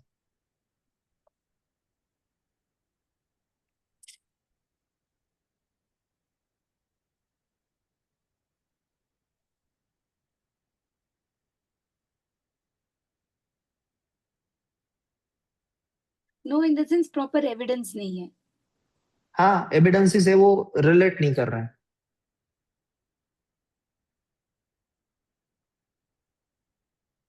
Sir, if whatever in case hearing नहीं आएगा sir, whether it is yes or no, the hearing will come, sir. Whether it is yes और नहीं, यस में बाद में आएगा, यस में और भी चीजें होंगी, बाद में हियरिंग आएगा। नो में तो डायरेक्टली आएगा। Okay, sir. नो में आप पूछ रहे हैं, जैसे कि मैं ओपोनेंट हूं, मैं ओपोजिशन कर रहा हूं, तो मैं पूछ रहा हूं कि क्यों मेरे एविडेंसेस, या फिर sir because of so and so reason मेरे एविडेंसेस सही है, आप ओपोजिशन में इसको रखिए। Sir, 1 second, one small this one doubt? doubt. ये वाला जो hearing होगा, ये उस person को जाएगा कि applicant को जाएगा? मैडम एप्लीकेशन किसकी रिजेक्ट हुई? अभी तक ये हुआ ही नहीं है, इसलिए मैंने कहा कि ये स्टेटमेंट आपने अभी तक लिखा ही नहीं है। अभी आप नो पे चल रहे हैं। नो किसकी एप्लीकेशन पे हुआ? 7A को नो हुआ। 7A जिसने फाइल किया वो कौन है? ओपोनेंट। Opponent. उसका application evidence बराबर नहीं है. हाँ, तो फॉर कोर रिक्वेस्ट कर रहा है हियरिंग के लिए 7A. ओपोनेंट। Okay. तो हियरिंग किन के बीच में होगी? Opponent and controller. Okay. I understood, sir.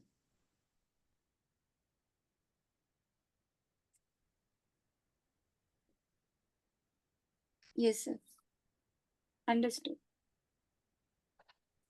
और अगर ओपोनेंट की रिक्वेस्ट एक्सेप्ट हो गई, यस, कि हाँ प्राइमा फेसी केस बन रहा है, तो फिर वहां से 1 महीने के अंदर अंदर सारे डॉक्यूमेंट्स पेटेंट एप्लीकेंट को भेजे जाएंगे। Yes, sir. फिर पेटेंट एप्लीकेंट वहां से 2 महीने में, विद इन 2 मंथ्स, उसका रिप्लाई देगा।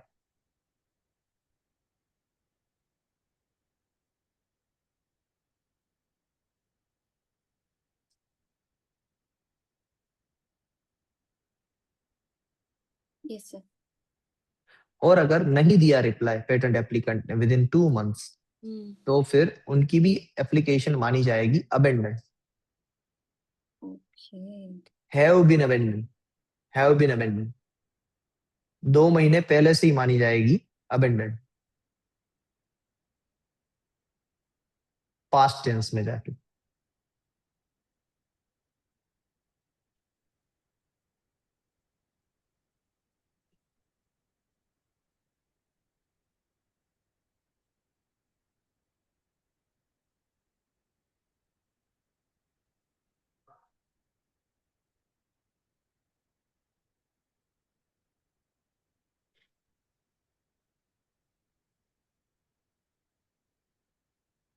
Yes, sir. अब 2 महीने में जो भी एविडेंसेस दिए एप्लीकेंट ने, वो भेजे जाएंगे ओपोनेंट को, और वापस ओपोनेंट के पास 1 महीना है उस एविडेंसेस को भी काउंटर करने के लिए, अगर करना है तो।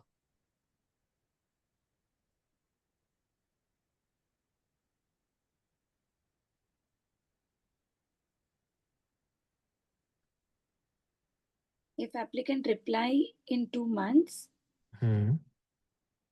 then फिर in 1 वो, month, हाँ, ओपोनेंट वापस काउंटर स्टेटमेंट दे सकते हैं। sir, अगर वो reply किए, if applicant reply in 2 months, that will be sent. That send to controller and 1 copy to opponent. Okay, but that will happen immediately, for both. हाँ, within 2 months ही। Okay, sir. Then 1 month. Opponent को जब वो copy receive हुई, वहां से 1 महीने के अंदर अंदर ओपोनेंट को वापस वो काउंटर कर सकते हैं।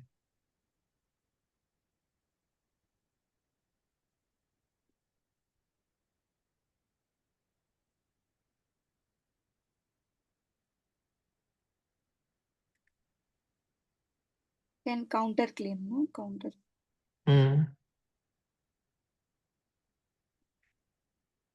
Yes, sir. Understood. ये सारी प्रोसीडिंग्स है, ये सारी प्रोसीडिंग खत्म होने के बाद अब हियरिंग बचती है।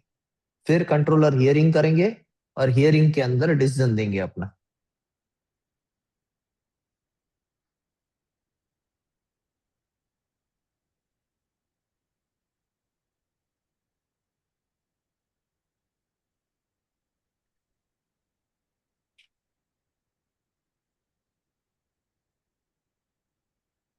Okay, sir. बस कंप्लीट रूल नंबर 55 ये कहता है। Yes. Okay, such a long, but easy. कुछ नहीं है मैडम, हाँ सर. इसका शॉर्ट की सिंपल सा है, 1 to 1। मैं इसको बोलता हूँ 1 to 1 रूल। Yes, sir. और अगर उससे भी पहले हम ये दोनों 1 मंथ को और ऐड कर लें, तो हो गया 1 1 2 1। ये 1 मंथ है हियरिंग के लिए, बाकी के 1 to 1 है अगर प्राइमा फेसी केस बना तो 1 1 2 1 रूल है ये, और कुछ नहीं।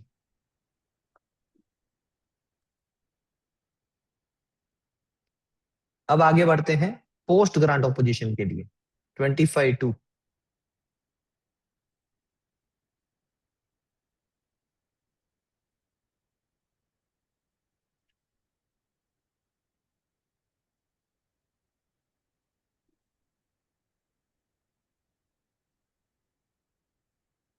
पोस्ट ग्रांट ओपोजिशन कौन फाइल कर सकता है? Person interested, any person interested.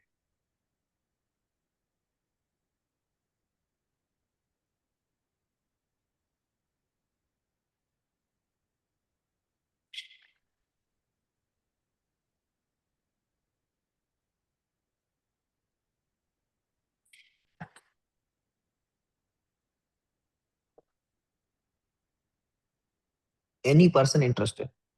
और पोस्ट ग्रांट ओपोजिशन कब तक फाइल किया जा सकता है? विद इन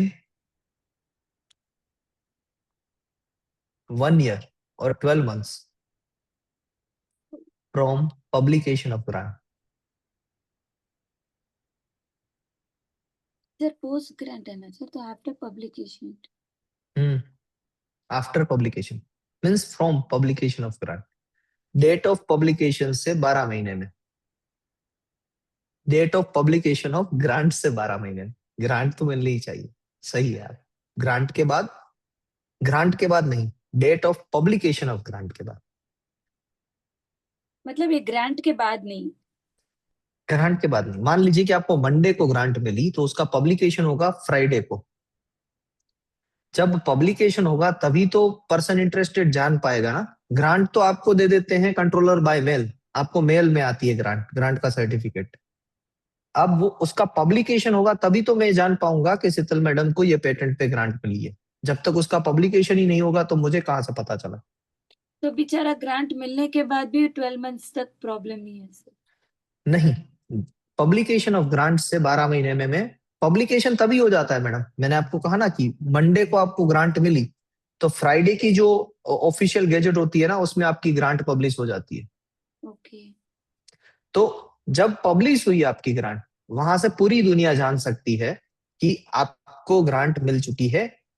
मगर जब तक वो पब्लिश नहीं हुई है तब तक आपके और कंट्रोलर के बीच में है कि आपको ग्रांट मिल चुकी है। अंडरस्टूड। अंडरस्टूड? तो date of publication of grant से 12 महीने।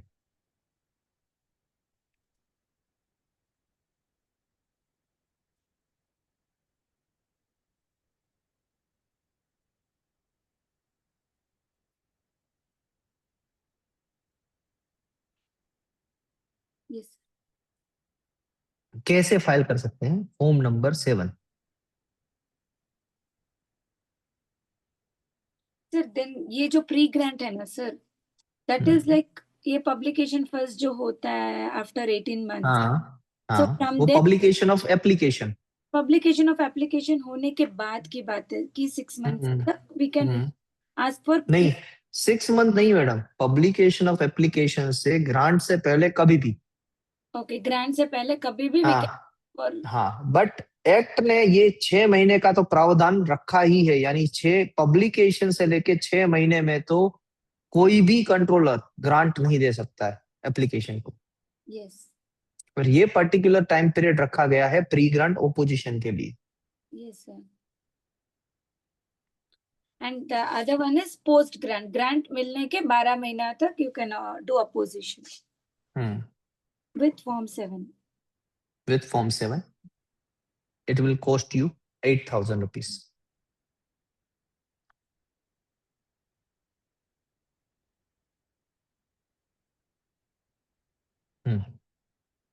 अब पर्सन इंटरेस्टेड कौन होता है पता है ना मैडम? जो एनी। हाँ, नो सर। जो पर्सन जो इन्वेंशन है उसी के रिसर्च में या मार्केटिंग में इन्वॉल्व हो, उस पर्सन को कहा जाता है person interested. If he is in the same. Same field.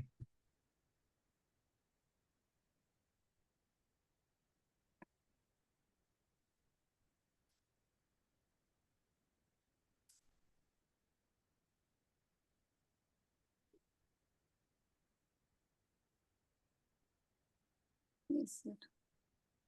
अब यहाँ पर प्राइमा फेसी केस देखा नहीं जाएगा। फॉर्म नंबर 7 एक स्ट्रॉन्ग एविडेंस है।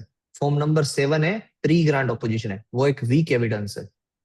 ओके। यहाँ पर स्ट्रॉन्ग एविडेंस है, ऐसा ही माना जाता है। और फॉर्म नंबर 7 जब भी हम फाइल करते हैं, एक ओपोजिशन बोर्ड कंस्टिट्यूट होता है।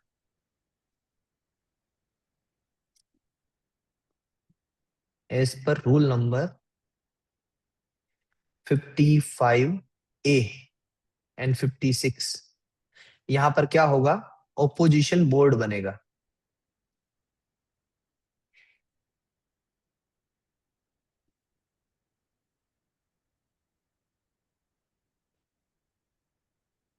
ओपोजिशन बोर्ड में 3 मेंबर रहते हैं, 3 मेंबर्स,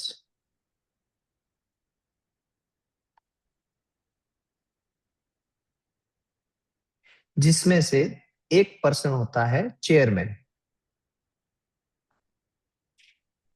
जिसकी रिस्पॉन्सिबिलिटी होती है ये पूरे ओपोजिशन बोर्ड को हैंडल करना।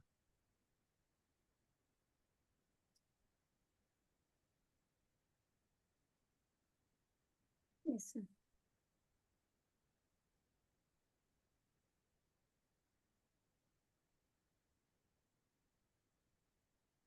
एंड बाकी के जो 2 मेंबर्स होते हैं, उसमें से ये तीनों मेंबर में से कोई मेंबर वो नहीं रह सकता है जिसने एग्जामिनेशन को एग्जामिन किया था।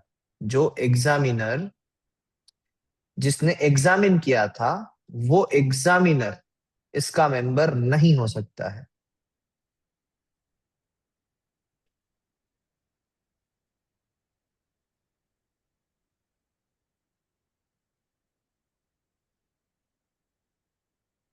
Yes sir. Examiner who examined cannot be a member. हम्म। अब यहाँ पर 57 से 63 रूल नंबर है, जिसको हमें पढ़ना है, जो हम कल पढ़ लेंगे, बट उसका मोरल ऑफ द स्टोरी में बता देता हूं। अब यहाँ पर पूरी प्रोसीडिंग्स चलेगी।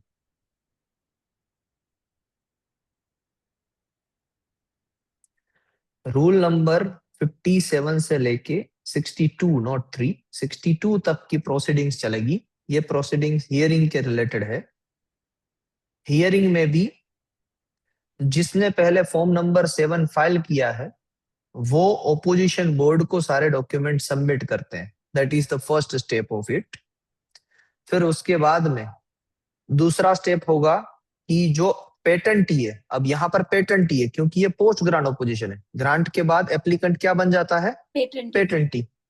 तो जो पेटेंटी है, वो पेटेंटी को 2 महीने मिलते हैं आंसर देने के लिए। Yes sir.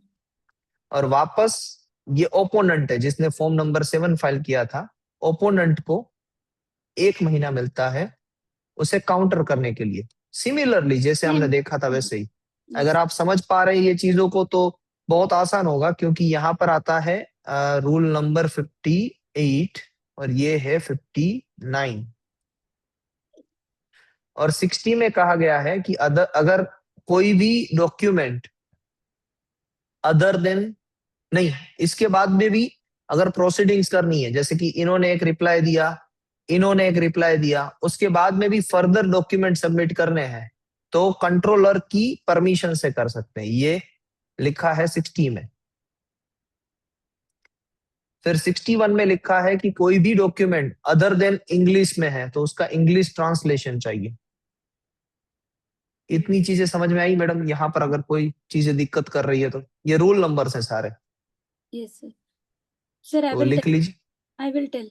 57 to 62 पहले हियरिंग जाएगा, फिर अपोजिशन बोर्ड में इंफॉर्मेशन होगा कि so and so documents produce होंगे। फिर after that patentee will get 2 months for reply. Then once he replies, the opponent will get 1 month reply. Even agar further if documents has to be produced, then the controller will be informed and directed.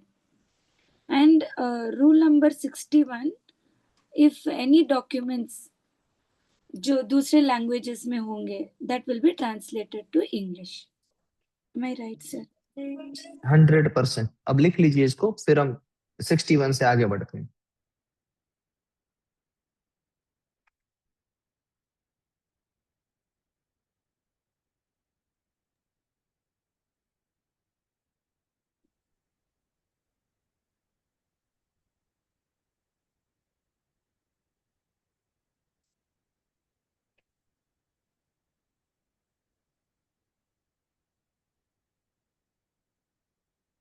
Sir opposition board में आपने बताया 3 members होंगे, right? One is chairman, the other one is, other 2 examiner ही होंगे वो, मगर वो examiner नहीं हो सकता है जिसने पेटेंट एप्लीकेशन को एग्जामिन किया था। बट दोनों एग्जामिनर ही होंगे, बाकी दोनों। तीनों के तीनों एग्जामिनर होंगे, ओके। बट उसमें से एक को चेयरमैन बनाया जाएगा और बाकी के दोनों को उसके कोऑर्डिनेटर्स, मगर उसमें वो नहीं हो सकता है जिसने एग्जामिन की थी एप्लीकेशन। हाँ जी।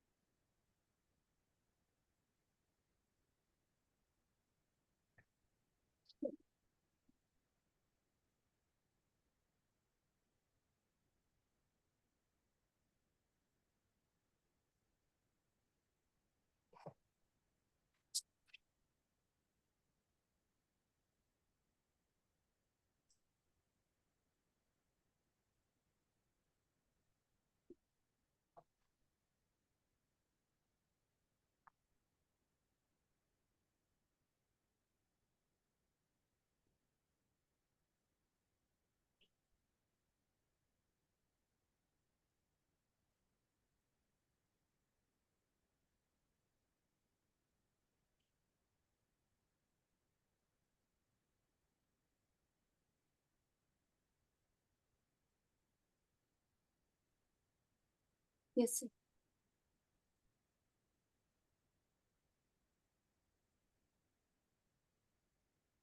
अब आते हैं हम रूल नंबर 62 में।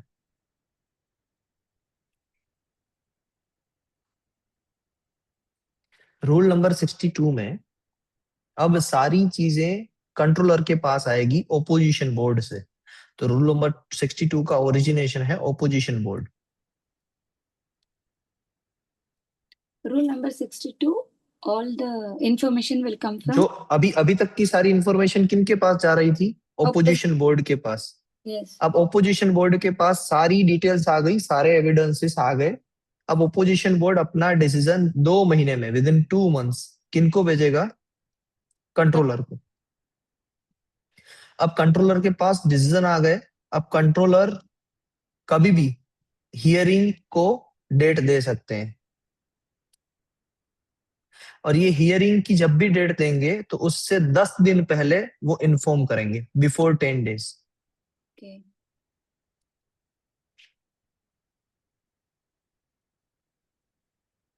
किनको? दोनों को, ओपोनेंट को भी एंड Patent. पेटेंटी को भी। अब ये दोनों में से जो भी पर्सन, रुकिए रुकिए आप आराम से लिख लीजिएगा, ये दोनों में से जो भी पर्सन Mm.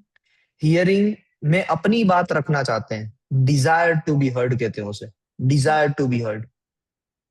अगर वो अपनी बात कंट्रोलर को कुछ कहना चाहते हैं तो वो 1500 रुपये दे के फॉर्म नंबर 30 फाइल करके अपनी बात कह सकते हैं। उसके लिए है फॉर्म नंबर 30 एंड अमाउंट है 1500, desire to be heard, HERD आएगा, HEARD, हर्ड। HEARD. अच्छा, हर्ड ही बोलते हैं ना उसको, प्रोनाउंस कैसे करते हैं madam? Heard, sir. Heard. Okay, तो यहाँ पर अगर मान लीजिए ओपोनेंट ने या पेटेंटी ने, दोनों ने डिजायर टू बी हर्ड रखा, तो हियरिंग होगी और हियरिंग में दोनों को सुना जाएगा। मान लीजिए कि दोनों में से किसी एक ने भी desire to be heard file किया, तो उसे सुना जा सकता है, दूसरे को सुना ना भी जाए, वो फिर कंट्रोलर का डिसीजन रहेगा। अगर किसी ने फाइल नहीं किया डिजायर टू बी हर्ड, तो फिर हियरिंग शायद ना भी हो, कंट्रोलर हियरिंग करने से मना भी कर दे। ये कंडीशन क्लियर है? Yes, sir. ओके। अब Sir, ये इतना सब कुछ होने के बाद, जी टाइम चाहिए आपको? 1 second. I just have to open the. जी जी।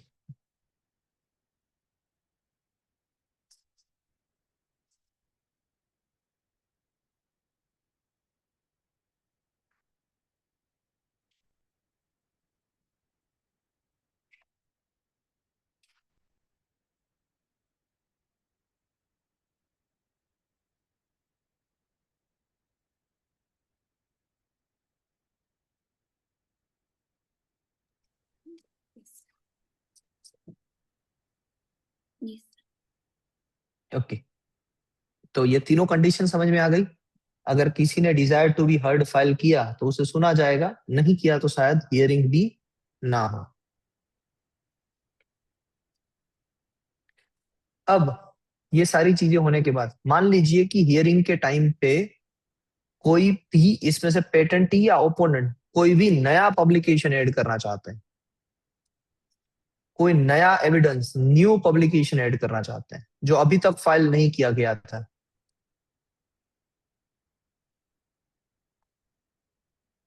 एक एग्जांपल लेता हूं, मान लीजिए कि ओपोनेंट ऐड करना चाहता है, ओपोनेंट ऐड करना चाहता है, तो ओपोनेंट को पेटेंटी एंड कंट्रोलर को, दोनों को उस हियरिंग से 5 दिन पहले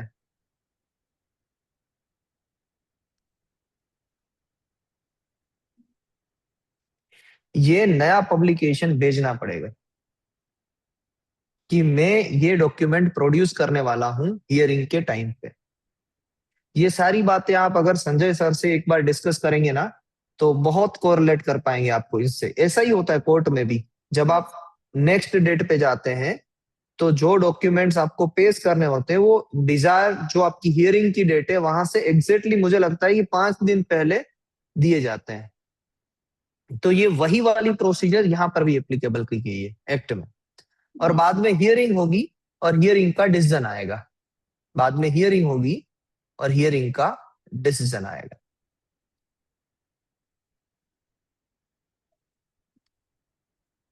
ये बातें हैं रूल नंबर 62 में।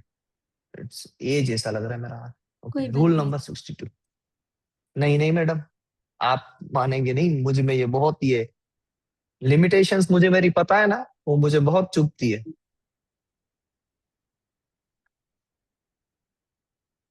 Rule 62, opposition vote will give 2 months to the controller.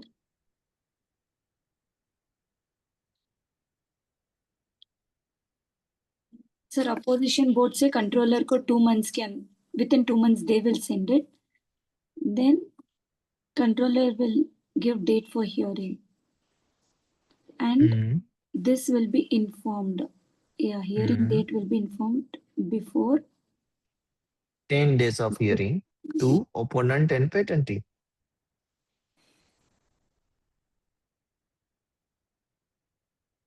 Then ma'am आगे। एक सेकेंड सर।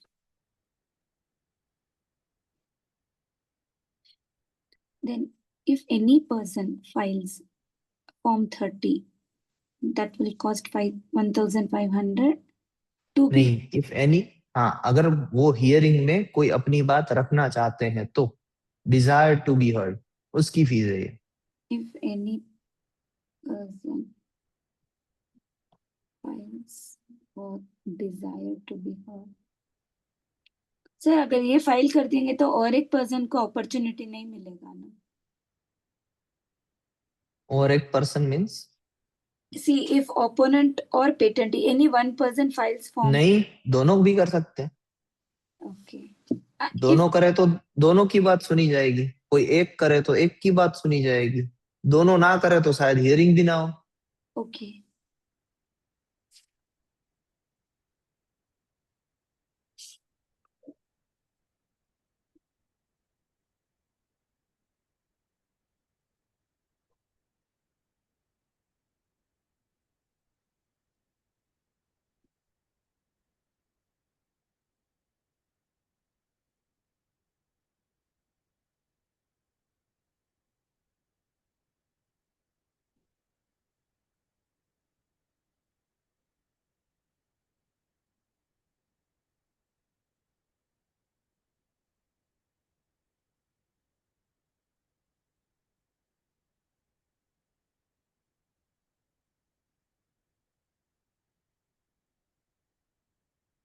Yes. आराम से टाइम लीजिए मैडम, हमें कोई जल्दी नहीं है।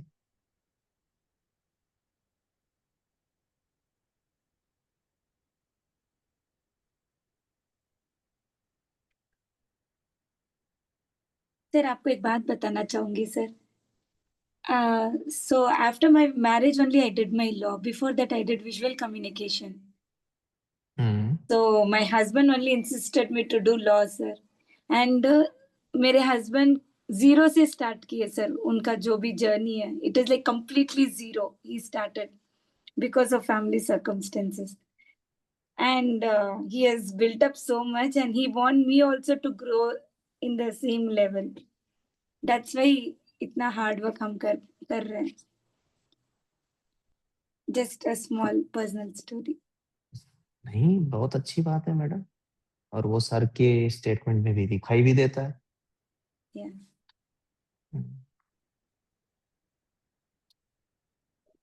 Done, sir.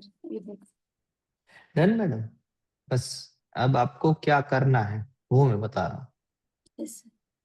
आपको रूल नंबर 55A से लेके रूल नंबर 62 बेयर एक्ट से पढ़ना है। ऑनलाइन आपको पता है ना कहाँ से पढ़ना है? HTML लिंक से।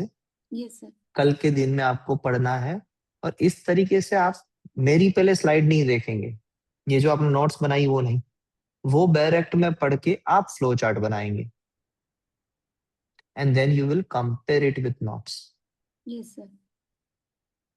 ये काम करना है आपको, तो डबल वेरिफिकेशन हो जाएगा, प्लस चीजें आपके दिमाग में बैठ जाएगी। इसके जो ग्राउंड्स हैं वो हम कल कर लेंगे।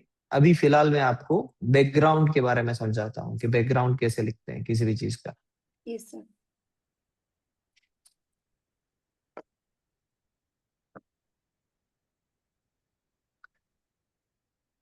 आपके पास वैसे कितना टाइम रहता है प्रिपेयर करने के लिए आफ्टर दिस सेशन, या टाइम ही नहीं रहता है? टाइम रहता है सर, मॉर्निंग में भी। कितना? लाइक आई हैव कितने बजे आप 2 आवर्स। उठते कितने बजे? मैं तो मॉर्निंग 5:45 उठ जाती हूँ सर, तो वो लेकिन तो स्नैक्स 5:45 टू स्नैक्स में। 8 o'clock मेरे बच्चों को स्कूल भेजने में हाँ वही होता है ना, कभी तब तो कोई मेड या कुछ तो आते नहीं है, सुबह सुबह तक काम आपको करना ही है। Yes yes. After that 1 hour exercise करती हूँ सर, कुछ भी हो जाए। जी।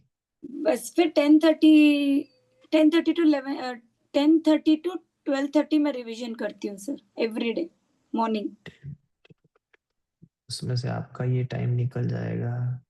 10:30 टू 1 तक भी कभी कभी रिवाइज कर लेते सर, फिर लंच टाइम फिर थोड़ा वॉक कर लेते हो, फिर वापस क्लास ज्वाइन करती हूँ, फिर वापस 7 o'clock से टाइम मिलती है सर मुझे इवनिंग। तो आप ट्राई कीजिएगा, आई एम नॉट इंसिस्टिंग यू कि आप ऐसा करिएगा ही। इसके जो ग्राउंड्स भी है ना 25(1) के और 25(2) के, वो ग्राउंड के ऐसे कीवर्ड बना के, आपको पता है ना मैंने सेक्शन 3 में कीवर्ड्स बनाए थे, तो ग्राउंड पढ़ के आपको उसके कीवर्ड्स बनाने हैं। अगर आप वो रिमेम्बर कर सकते हैं तो कल हम 34 तक चले जाएंगे। 1 second, 25(1) और 25(2) जैसे हम लोगों ने दोनों के वही ग्राउंड है, सेम ग्राउंड है। 25(1) के ग्राउंड करने हैं, A2 के ग्राउंड कहते हैं उसे। जैसे हमने सेक्शन 3 में किया था वैसे ही करना है आपको। आई विल डू इट सर। अगर होता है तो ठीक है, वरना हम कल कर ही लेंगे। नहीं करूंगी सर। सर आप मुझे क्योंकि मैडम दीजिए सर, मैं करूंगी। Like if you tell no you'd finish this, then I will surely do.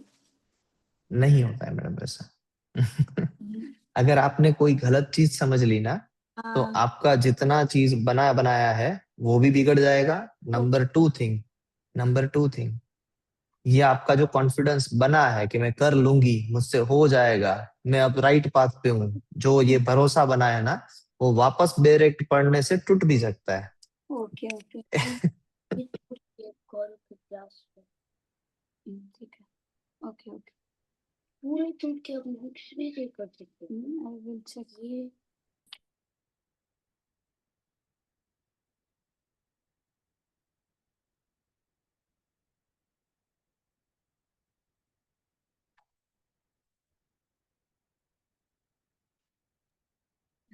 Yes sir. आपके बच्चे क्या कहते हैं आपको इतना पढ़ाई करते हुए देखते? नहीं सर, वो लोग बहुत खुश, उनको क्या करना है ना, like they want me to give my हाँ book study and you tell me, I will ask you question, you tell me now. Okay मम्मा आप यहाँ पे गलत बोलो, जैसे मैं उनको ये टॉपिक्स देती हूँ sir, whether I am telling the topics properly, form जैसे पढ़ के उनको बोलती हूँ कि whether I am, you ask me which form is what, they are very happy to do that. हाँ, उनको भी ऐसा लगता है ना कि मम्मी सिर्फ हमें इंस्ट्रक्शन नहीं दे रही है, मम्मी खुद भी इंस्ट्रक्शन फॉलो करते हाँ, तो वो लोग वो सब उनको बहुत मजा, एंड दे आर सही वेरी बात है हैप्पी सर, दे विल, मतलब बहुत सपोर्ट करते हो। मैडम। बच्चे जो होते हैं ना, वो अगर कभी भी सही चीज देखते हैं ना, काफी टाइम होता क्या है कि एडल्टहुड में आके हम बहुत सारी चीजों की डिसिप्लिन मैटर नहीं करते, मैनर्स में नहीं रखते हैं। तो ये जब आपको देखेंगे ना for a constant period of 2 months, ये आपके लिए तो एक ये होगा ही हैबिचुअल। आप देखिएगा ये 2 महीने के बाद आप मिस करेंगे, 2:30 बजेंगे ना, आपको ऐसा लगेगा कि कुछ आज सेशन हो जाए, कुछ चीजें हो जाए। हम मैडम जब भी करते हैं ना, तो सुबह 6 बजे वाले वो मुझे सुबह 6 बजे भी कभी कभी फोन करके उठाते हैं। और ये मैं सुबह 5, 5:30 बजे सेशन स्टार्ट करता हूँ मैडम। तो वहां से लेके रात को 12:30 बजे तक रहते हैं मेरे सेशंस। सर तो ये कब इतना से? पूरा मैडम हो जाता है, सोना नहीं है, मुझे मुझे अच्छा लगता है। इट इज लाइक ये जो चीजें होती है ना, इसीलिए रजत सर भी है साथ में, दूसरे भी एक सर हैं, जो जब भी चीजें यानी मैनेज करनी होती है तो वी विल मैनेज अकॉर्डिंगली। आज मैं अगर थका हुआ हूँ, पहले तो हम अपने आप को यूटिलाइज कर देते हैं जितना हो सके पड़ा, और फिर थक जाओ तो एक सो जाएगा तो दूसरा ड्राइवर आ जाएगा गाड़ी चलाने के लिए। लाइकवाइज वो 2023 बैच के कैंडिडेट थे जो अभी पढ़ चुके हैं, और उनका अभी क्लियर हो चुका है। तो हैट्स ऑफ। हाँ वैसे चलता है और मजा आता है मैडम, पढ़ने में मजा आता है। और हमने ये देखा है, मेरी जो छोटी बिटिया है, मेरा जो छोटा बेटा है, वो दोनों ऐसे बैठते हैं, हम जब पढ़ते हैं ना, बातें करते हैं, आप बात करते हो, मैं बात करता हूँ, तो अगर वो सुनेंगी भी ना, तो उनको अच्छा लगेगा कि हाँ ये बात तो सही कह रहे हैं सर, सर सिर्फ पढ़ा नहीं रहे हैं, पकड़ भी रहे हैं मैडम को। तो ऐसे उनको अच्छा लगता है, वो थॉट प्रोसेस उनकी बनती है। और फिर वो अप्रिशिएट करते हैं ये एफर्ट को, जो वो देखते नहीं है कभी भी। यानी आपने पढ़ा होगा, मगर उनके सामने नहीं पढ़ते हो ना, तो वो चीज अप्रिशिएट नहीं करते हैं। और जब आप ये पढ़ने के बाद जब क्लियर करते हैं ना एग्जाम, तो वो फिर आपको कहना नहीं पड़ेगा, उनको पता है, वो लोग एक दूसरे में बात करेंगे कि देखो मम्मी ने फिर सीरियसली पढ़ाई की थी तो हुआ था ना, तो हमें भी पढ़ाई कर रही। वो डिसिप्लिन अपने आप क्रिएट हो जाता है। राइट। अच्छा लगता है ये चीजें करने में। और रात को 12-12 बजे जो भी पहले पहले स्टार्टिंग होती है ना, तो छोटे छोटे जो बच्चे होते हैं सभी के, वो जगते नहीं है, वो सो जाते हैं। फिर रात को 12-12 बजे तक भी सेशन होते हैं ना, अभी दिसंबर में होंगे, तो सभी लोग साथ में बैठेंगे कि सर ये तो मुझे भी पता है ऐसा हो दिसंबर रही में है। तो सर डर लगने लग जाएगा तब तो। कुछ नहीं, कुछ नहीं होगा, कुछ नहीं होगा, आप आराम से कर पाएंगे। यहाँ पर हम आते हैं, ये आपको ऐसे ऐसे कीवर्ड्स बना के इसको रिमेम्बर करना है। Clear madam? मेरी है ना ये मैडम स्ट्रेटजी है, मैं पहले पहले थोड़ी सी कम बातें करता हूँ, जो दूसरी दूसरी बातें, फिर बीच में मैं थोड़ा सा और ज्यादा बातें करता हूँ, और एट द एंड सबसे ज्यादा दूसरी दूसरी बातें करता हूँ। ये एक साइकोलॉजिकल फैक्ट है कि आप इस तरीके से पढ़ाते हो ना, जब शुरुआत में इम्पार्ट करो, फिर बीच में रिलैक्स करवाओ, और लास्ट में ऐसा होना चाहिए कि ज्यादा बातें ज्यादा सारी बहुत सारी हो चुकी है, पढ़ाना कम हुआ है, तो मैं इतना तो कर ही सकती हूँ। ये साइकोलॉजिकली आपको बूस्ट देता है कि इतना तो मुझे प्रिजर्व हो गया। और वैसे ही करते करते मैं आपको 1 से लेके 25 तक खींच के लाया हूँ, और 162 तक खींच के लेके जाऊंगा। बट आपको अपने माइंड में मुझे क्रिटिसाइज ही करना है कि ये कम पढ़ा रहा है, बातें ज्यादा कर रहा है। यानी आपके साइकोलॉजिकल माइंडसेट में ये बैठना चाहिए कि पढ़ाई बहुत कम हो रही है, और इतनी पढ़ाई तो मैं आसानी से कर सकती हूँ, दैट इज माई कैपेसिटी, वही होना चाहिए। क्योंकि यस। आप है ना, साइकोलॉजी बहुत अच्छी तरीके से असेस कर लेती है बहुत जल्दी से। तो मैंने अपनी साइकोलॉजी ट्रिक रिवील कर दी। अब आपके माइंड को वही ट्रीटमेंट दीजिएगा जो हो रहा है। Yes sir. मेरे साथ वो गेम मत कीजिएगा कि मैं मुझे पता चल गया है कि सर कैसे पढ़ाते हैं, अप्रिशिएट करते हैं। Yes sir. जो आपको पता चल रहा है ना, मेरी मेरी जो टेक्टिक्स है आपको पता चल रही है, मुझे पता चल रही है कि आप पे वो चीज चलेगी नहीं, तो I am rebuild my psychology. अब आप साइकोलॉजी को ट्रीट कीजिए। 4 बज चुके हैं, नहीं सर, इसलिए नहीं, मैं आज elder son will come later, he has stay back. सिर्फ छोटा गौरव गौरव बट एल्डर है, एल्डर है सर। वो और आज छोटा तन्मय सर। तन्मय। वो आज लेट आएंगे गौरव जी, और तन्मय जी अभी है, तो उनकी कुछ नोट्स आपको चेक करनी है, जो अभी आप करेंगे आफ्टर दिस। करेक्ट? स्कूल की बातें सर। सही है ना मैडम? आप चेक नहीं करोगे तो फिर उनको डांट पड़ेगी, मैडम उनको डांटेंगे, आपको करेक्ट करवाना। दोनों सन आपके है बढ़िया है वैसे बात करने में सारी चीजें पूछने परफेक्ट है। चलिए अब हमें करना है ऐसी ऐसी छोटी छोटी कीवर्ड्स से इसको याद। तो आपको कीवर्ड्स बना लेने हैं, और कल आपको मैं शायद ग्राउंड भी पूछूं तो कल के लिए आपके पास ये चीज है कि रीडिंग ऑफ रूल नंबर 55 से 55 से लेके 62 55 to 60। And keywords of ground. Sir आप जैसे बोले वो भी सोचना पड़ेगा सर, गलती भी नहीं होना, बहरे कभी कभी समझ नहीं आती है। दिस इज नॉट अ नहीं नॉर्मल इंग्लिश एक्चुअली। मैडम, आप एक ही बस, मेरे में बहुत सारी कमियां हैं बट आपकी एक ही कमी है। आपको पता है वो क्या?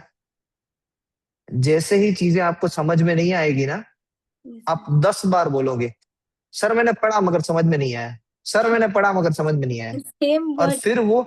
फिर वो चीज हावी हो जाती है आप पे, यानी आपने जो समझा हुआ है उसको भी आप बोलते हो वो भी समझ में नहीं है। ऐसा तो नहीं है ना मैडम, एक चीज समझ में नहीं आई चलो कर लेते हैं, यस सर। सेम चीज बोलते हैं ना संजय जी, ठीक है। सर मैं, मेरा मतलब ना एक ही बात को 10 बार बोलते, मेरे बच्चे भी परेशान हो गए सर मेरे से। मम्मा आप एक बार बोलो, 10 बार मत बोलो। अभी जैसे बुक उठाओ, वो नहीं उठाने तक मैं 10 बार, अभी तक तू उठाया नहीं, अभी तक तूने वो बुक उठाया नहीं। I know that is very bad.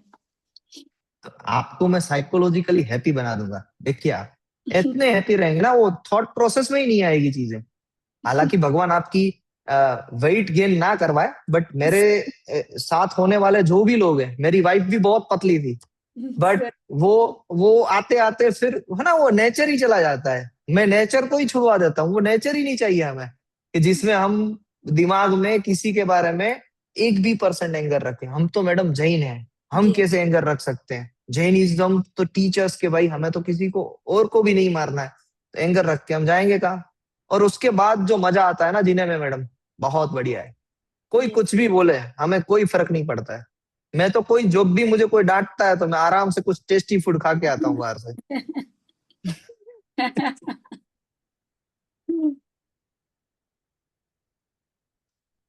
अब मैडम इसके बाद में आते हैं हम बैकग्राउंड पे, जो अब 10 मिनट्स में आपके साथ समझा दूंगा मैं आपको यस। बैकग्राउंड को।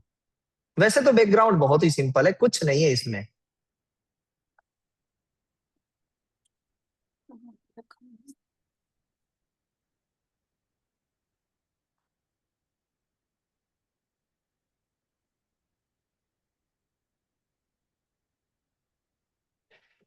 बैकग्राउंड ऑफ द इन्वेंशन, इसमें हम, अगर मैं इसको एक लाइन में समराइज करूं तो चलिए पहले इसका प्रीफेस बनाते हैं कि जिस इन्वेंशन के बारे में हम लिख रहे हैं वो इन्वेंशन किसी प्रॉब्लम का सॉल्यूशन है। Yes sir. वही प्रॉब्लम को किसी और पर्सन ने भी आज के दिन से पहले एड्रेस किया होगा,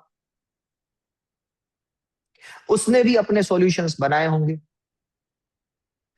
तो उसमें भी कुछ लिमिटेशंस रही होगी जिसकी वजह से हमें ये सॉल्यूशन बनाना पड़ा। बस हमें वो लिमिटेशंस को हाईलाइट करना है। रिपीट कीजिए, क्या हाईलाइट करना है, बैकग्राउंड में क्या लिखना है?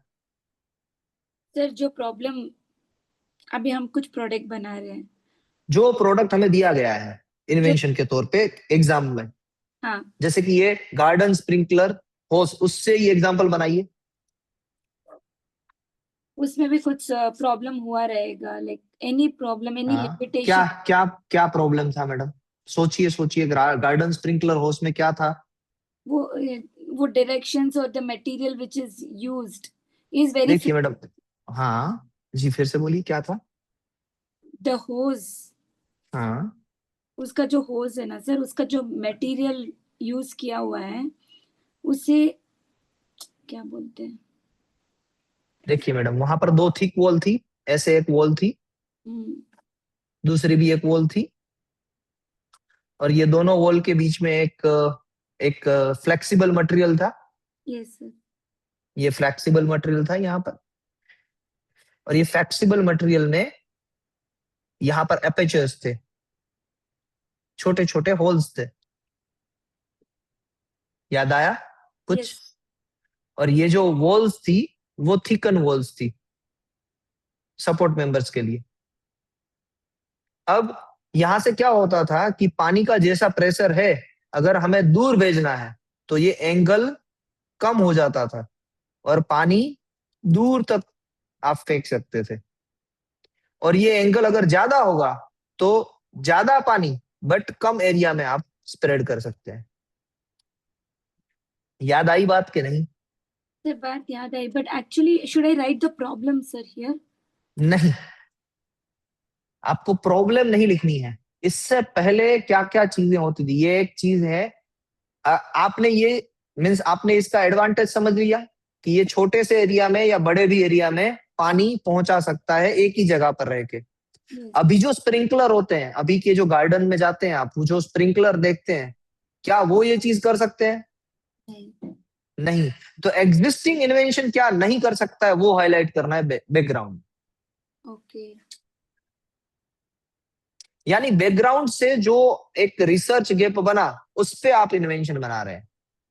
लिमिटेशन क्या आएगी कि जो एग्जिस्टिंग जो कन्वेंशनल स्प्रिंकलर है वो सभी डायरेक्शन में और बहुत ज्यादा लेंथ तक पानी नहीं पहुंचा सकते हैं, एक पर्टिकुलर लेंथ तक पानी पहुंचा सकते हैं, करेक्ट? Yes, sir. उससे कम या उससे ज्यादा लेंथ तक नहीं पहुंचा सकते हैं। Number 1 problem. नंबर 2 प्रॉब्लम, उस स्प्रिंकलर को इंस्टॉल करने के लिए जमीन में फाउंडेशन चाहिए, वो किसी फिक्स्ड वॉल का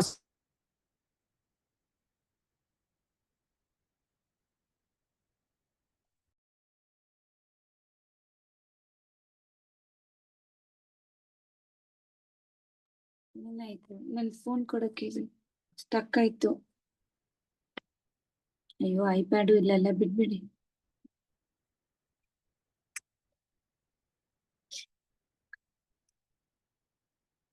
ಏನಾಯ್ತು? ನಂದು ಪ್ರಾಬ್ಲಮ್ ಅವ್ರದ್ದು ಪ್ರಾಬ್ಲಮ್ ಗೊತ್ತಿಲ್ಲ.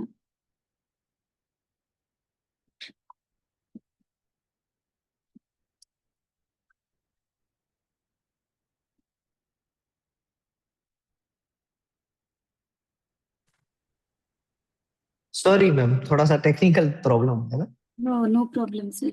जी मैडम, स्प्रिंकलर तो माउंट होते हैं ना ग्राउंड में, उसे हम फिक्स्ड वॉल पे नहीं लगा सकते हैं। तो ये दूसरी प्रॉब्लम आपने आइडेंटिफाई की कि जो एग्जिस्टिंग कन्वेंशनल मेथड है उसमें स्प्रिंकलर को ग्राउंड में इंस्टॉल करना पड़ता है, वो किसी फिक्स्ड सपोर्ट मेंबर का मीन्स कोई फिक्स्ड वॉल का सपोर्ट नहीं ले सकते हैं। यस और Yes. नो? Yes.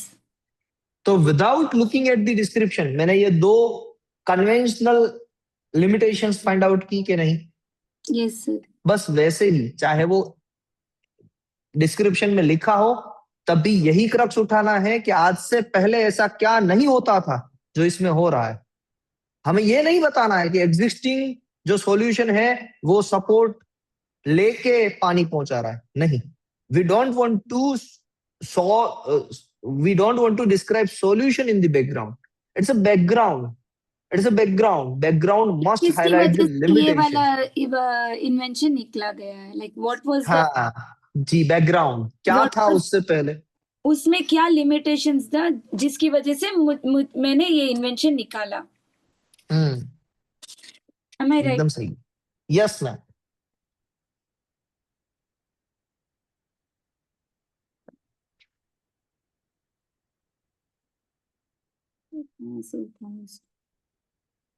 नहीं, आप समझे पहले कि नहीं है चीज को, तो बैकग्राउंड में क्या लिखना है, बैकग्राउंड का हार्ट क्या होता है? Sir, background is about the background from which we have improved this invention. How did we come to this invention? क्या वो सॉल्यूशन को डिफाइन करेगा? सॉल्यूशन को डिफाइन नहीं करेगा, लेकिन ये इन्वेंशन का पर्पस डिफाइन करेगा. पर्पस भी नहीं, पर्पस वो प्रीवियस प्रीवियस सॉल्यूशंस की लिमिटेशंस हाईलाइट करेगा। प्रीवियस सॉल्यूशन की लिमिटेशंस. Yes sir. बस ये एक वर्ड लिख लीजिए, ये एक स्टेटमेंट लिख लीजिए कि background means previous solutions limitation.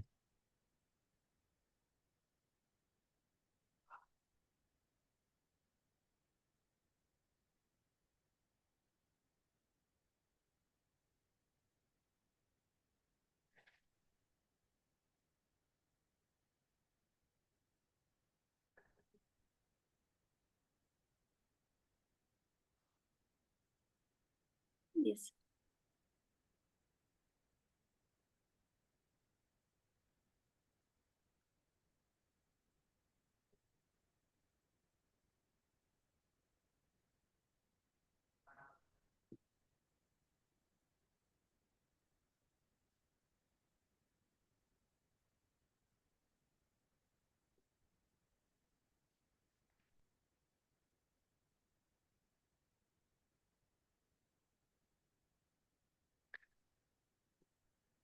Background of the invention discusses the existing problem and the invention proposed to solve and include all previous works that have attempted to solve the problem. The problem. Yes, sir. I will write this, sir, one second.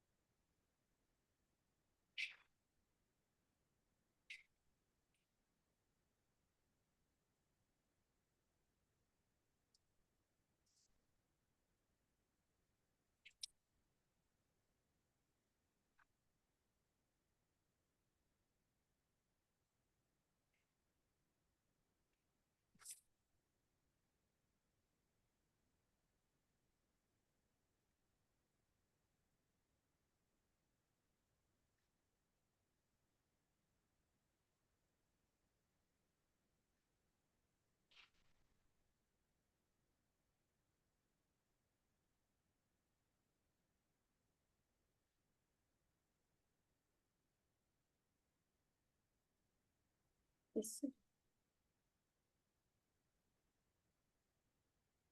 इसका जो starting है prefix वो कैसे करेंगे आप सोचिए इसका prefix क्या हो सकता है। मैंने आपको एक पहले का एक इन्वेंशन बता दिया है जिसमें स्प्रिंकलर यूज होता था, कन्वेंशनल स्प्रिंकलर। तो आप क्या कैसे स्टार्ट करेंगे प्रीफिक्स? The background तो वर्ड नहीं आएगा, sir. In one of the prior art, Okay. In one of the prior art. wherein conventional sprinkler is used, Wherein conventional sprinkler is used to sprinkle water in the garden.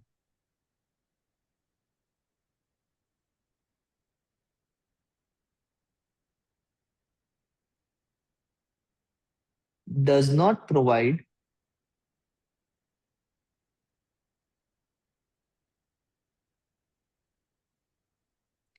flexibility of sprinkling water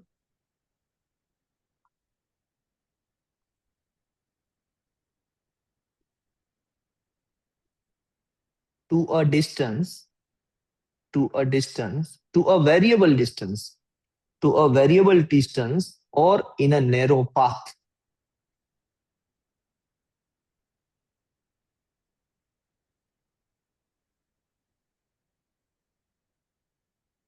कि एक limitation हो गई। दूसरा statement आप लिख सकते हो वो वाला सपोर्ट वॉल वाला।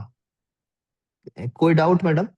ऐसे आप जितने भी लिमिटेशंस आपको समझ में आते हैं मिनिमम 2 लिखिएगा, बाकी जितने भी लिमिटेशंस आपको समझ में आते हैं उतने लिमिटेशंस आपको लिखने हैं। Yes sir. तो अभी जो माइका टेप वाला जो एग्जांपल था फायर रेजिस्टेंस वायर वाला, और दूसरा ये गार्डन स्प्रिंकलर होस वाला, वो दोनों के बैकग्राउंड भी आपको लिख के सबमिट करने। हाँ सर। कोई डाउट नहीं है ना? सिंपल है, नहीं लिख पाएंगे ऐसा कुछ? नहीं नहीं नहीं sir, I will if any I will do if any correction any जी, डाउट। अगर गौरव सर होते ना तो मैं, यानी लड़कों को मैं ये एग्जांपल देता हूँ, आप भी हो सकते हैं। आपके लव मैरिज है या arrange marriage? Arranged sir. Arrange marriage. तो लिमिटेशंस में आपको ये लिखना है, जो लड़के होते हैं वो समझ चुके हैं आप, जो लड़कियां हैं कि आपने संजय सर को ही क्यों सिलेक्ट किया, प्रायर आर्ट को क्यों रिजेक्ट किया। और गौरव सर को ये है कि आपने, अगर उनके भी अरेंज मैरिज है तो आपने बाकी लड़कियों को क्यों रिजेक्ट किया, क्योंकि वो उनमें भी बहुत अच्छी बातें तो होंगी मगर Yes. कौन सी बुरी बात से आपने रिजेक्ट किया, बस वो बैकग्राउंड है। Yes. Now, that's it. बस yes. इतना लिखना है मैडम। अब आपके 3 टास्क हुए। पहला टास्क क्या है? पहला टास्क तो 25 का कीवर्ड्स बनाने हैं सर, मुझे रूल नंबर 55 से लेके 62 पढ़ने हैं। Then I have to do this background, 3 things. एक रिक्वेस्ट है, रात को जब आप सर अगर फ्री हैं तो 55 से 62 आप सर के साथ पढ़िएगा। Yes sir. ऐसे एक एक्सपेरिमेंट कीजिएगा। सर बैठे हैं और ऐसे ही वो मोबाइल से कुछ ना कुछ करते होंगे रात को, थोड़ा सा होता है सभी का। तब आप पढ़ने बैठिएगा थोड़ा सा लाउड साउंड माइंड में। उनको कहिएगा मत कि ऐसे इंटरेस्ट मीन्स, है ना, वो साइकोलॉजी समझा रहा हूं।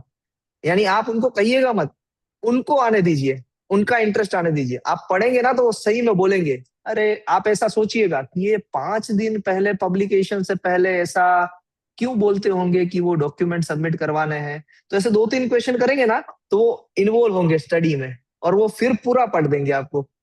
और यस वो जब समझाएंगे ना तो बहुत इजीली हो जाएगा। ये सर। होता है। After I don't know sir, law में तो खूब पढ़ा है। अभी जब मैं पेटेंट हाँ, ज्वाइन कर रही हूँ, कुछ भी नहीं पढ़ा रहे सर, पूरा मैं ऐसे नहीं ऐसे। देखिए, देखिए ये आप वही वापस वही मेंटालिटी, मैंने आपको सॉल्यूशन बताया, यस। आप ट्राई कीजिए and let the magic happen. Yes. अगर छोटी सी, ये होता क्या है मैडम पता है, आप अपनी एक्सपेक्टेशंस बता देते हैं ना तो वो कोई फुलफिल करने नहीं आने वाला है। करेक्ट। आपको वो माहौल बनाना है कि शायद कोई मैजिक हो जाए और वो सामने से इन्वॉल्व हो जाए। आपने नहीं बोला है, आप बोलोगे तो नहीं होगा, यस सर, बिना बोले आपकी सारी बात हो जाएगी। आई विल डू इट। अब मैंने जिस तरीके से कहा है आप एक्सपेरिमेंट करके देखिएगा। रात को आप थोड़ा सा ऐसे, आपको पता चल गया, पता चलेगा ही कि सर बैठे हैं, एकदम सिचुएशन माहौल आप समझ रहे हैं। मैंने आपको सारी कंडीशन बता दी, सर बैठे हैं मोबाइल पे, यानी उनका वो इतना सीरियस टाइम नहीं है, यस। मोबाइल पे कुछ कर रहे हैं। आपको बाजू में बैठ के ऐसे सोचना है कि ऐसा क्यों होता होगा कि ये 5 डेज का पहले, यानी हियरिंग से पहले 5 दिन में क्यों ये पब्लिकेशन की डिटेल्स दोनों लोगों को भेजने के लिए कहते होंगे। इंटेंशनली जोर से बोलिएगा, आप उनको कहिएगा मत कि इन्वॉल्व हो, यस। बट देखिएगा सर इन्वॉल्व होंगे। यस क्योंकि वो उनके, यानी उनको ये ग्लिम्स रिलेटेड। आएगी, अरे ये तो, हाँ कुछ तो ऐसा है जो मैं कर रहा हूँ। और फिर पूरा पढ़ लेंगे आप साथ में। तो इसे यस। कहते हैं सिचुएशन को अपनी तरफ करना विदाउट आस्किंग कि आप मेरे लिए कुछ कर नहीं रहे हो। Yes sir. तो ये थॉट प्रोसेस रखिएगा। ये थॉट प्रोसेस रियली वर्क करती है मैडम, यस। मगर साइकोलॉजी जब तक रिवील ना हो तब तक। Yes sir. तो बट पता नहीं समटाइम्स आप मेरे बारे में आई पेटेंट क्या पढ़ती सोच रहे होंगे। हूँ। नहीं सर, जी मैं कुछ भी नहीं सोचती हूँ। लाइक जी, आई बताइए एम बताइए क्या स्टडीइंग बोल रहे हैं। Patent, but I don't know like आगे जाके ये पढ़ने के बाद क्या करने वाली हूँ। आप कुछ नहीं करेंगे, वो संजय सर करेंगे फिर, आप बस साइन कीजिएगा। सर वो क्या करेंगे, उनको थोड़ी तो ना ड्राफ्टिंग आती है पेटेंट की। तो ड्राफ्टिंग करने वाले लोग मिल जाएंगे मैडम, आप डोंट वरी, आप ये चीजें कर लीजिए। That will enhance your means, वो जो सर की जो ऑफिस है उसमें ये एक और एक्टिविटी ऐड हो जाएगी। शायद हो सकता है कि इन फ्यूचर आप पूरा पेटेंट के जो केस लॉज हैं, लिटिगेशन हैं, वो आप हैंडल करें in future. And you might be a good जज in future as well, those who are working for this litigation purpose. वो फिर और कोई नहीं बन सकते, जिनको ये पेटेंट एक्ट पता है वही बन सकते हैं। And you are very kind जज, मैं चाहता हूं कि आपके जैसे जज बने इन फ्यूचर, अगर बने तो। बिकॉज काइंड हार्टेड जज विल ऑलवेज जज the situation not based on the crime, but the circumstances under which one what say that crime is happen. So you are one of that kind of person कि जो circumstances को समझते हैं और फिर कोई सजा सुनाते हैं, ना कि उसने क्या गलत किया है वो चीज को देखते हुए। दैट इज योर, क्या कहूंगा, वो आपकी एक स्ट्रेंथ है मैडम। वो नहीं होता है, लोग हमेशा उसी पे सजा सुना देते हैं, जैसे ही वो दिखा कि ये चीज गलत है सजा सुना दी। वैसा नहीं होना चाहिए। मगर काइंड हार्टेड सभी नहीं होते हैं, नहीं होते हैं, मेल तो नहीं होते हैं, फीमेल्स ही हो सकती है। मेरी मदर है काइंड हार्टेड, मेरी वाइफ भी नहीं है मगर मेरी मदर है। वो आएगी, आएंगे ना, हम घर पे पहुंचेंगे तो बोलेंगे तूने खाना खाया, have you eaten something, Yes, अभी sir. खा ले, कुछ मिठाई है खा ले। मेरी वेट 108 kg है, फिर भी बोलता है मिठाई खा ले। Yes, sir. मैडम देखिए, कहीं पर भी आपको ऐसा लगे कि ये सारी चीजें मैं गलत बोल रहा हूँ तो मुझे स्टॉप कर दीजिएगा, मैं नहीं बोलूंगा। बट डेफिनेटली जो मुझे दिख रहा है आप में, यानी मैं बोल रहा हूँ ना कि it's not about studying patent act, it's all about the environment under which you are studying this patent act. वो मैं बदल के रख दूंगा और ये सारी चीजों से बदलवा दूंगा। ये मेरा Yes, वादा है आपसे, करिएगा। yes, आपको बहुत मजा आएगा कि सर की सारी ट्रिक वर्क होती है ना, एक दो ट्रिक वर्क हो गई ना, फिर मजा देखिए इसका। yes, sir. Okay madam, have a nice day. जय हिंद एंड जय Jinendra. Jai Jinendra, sir. Thank you.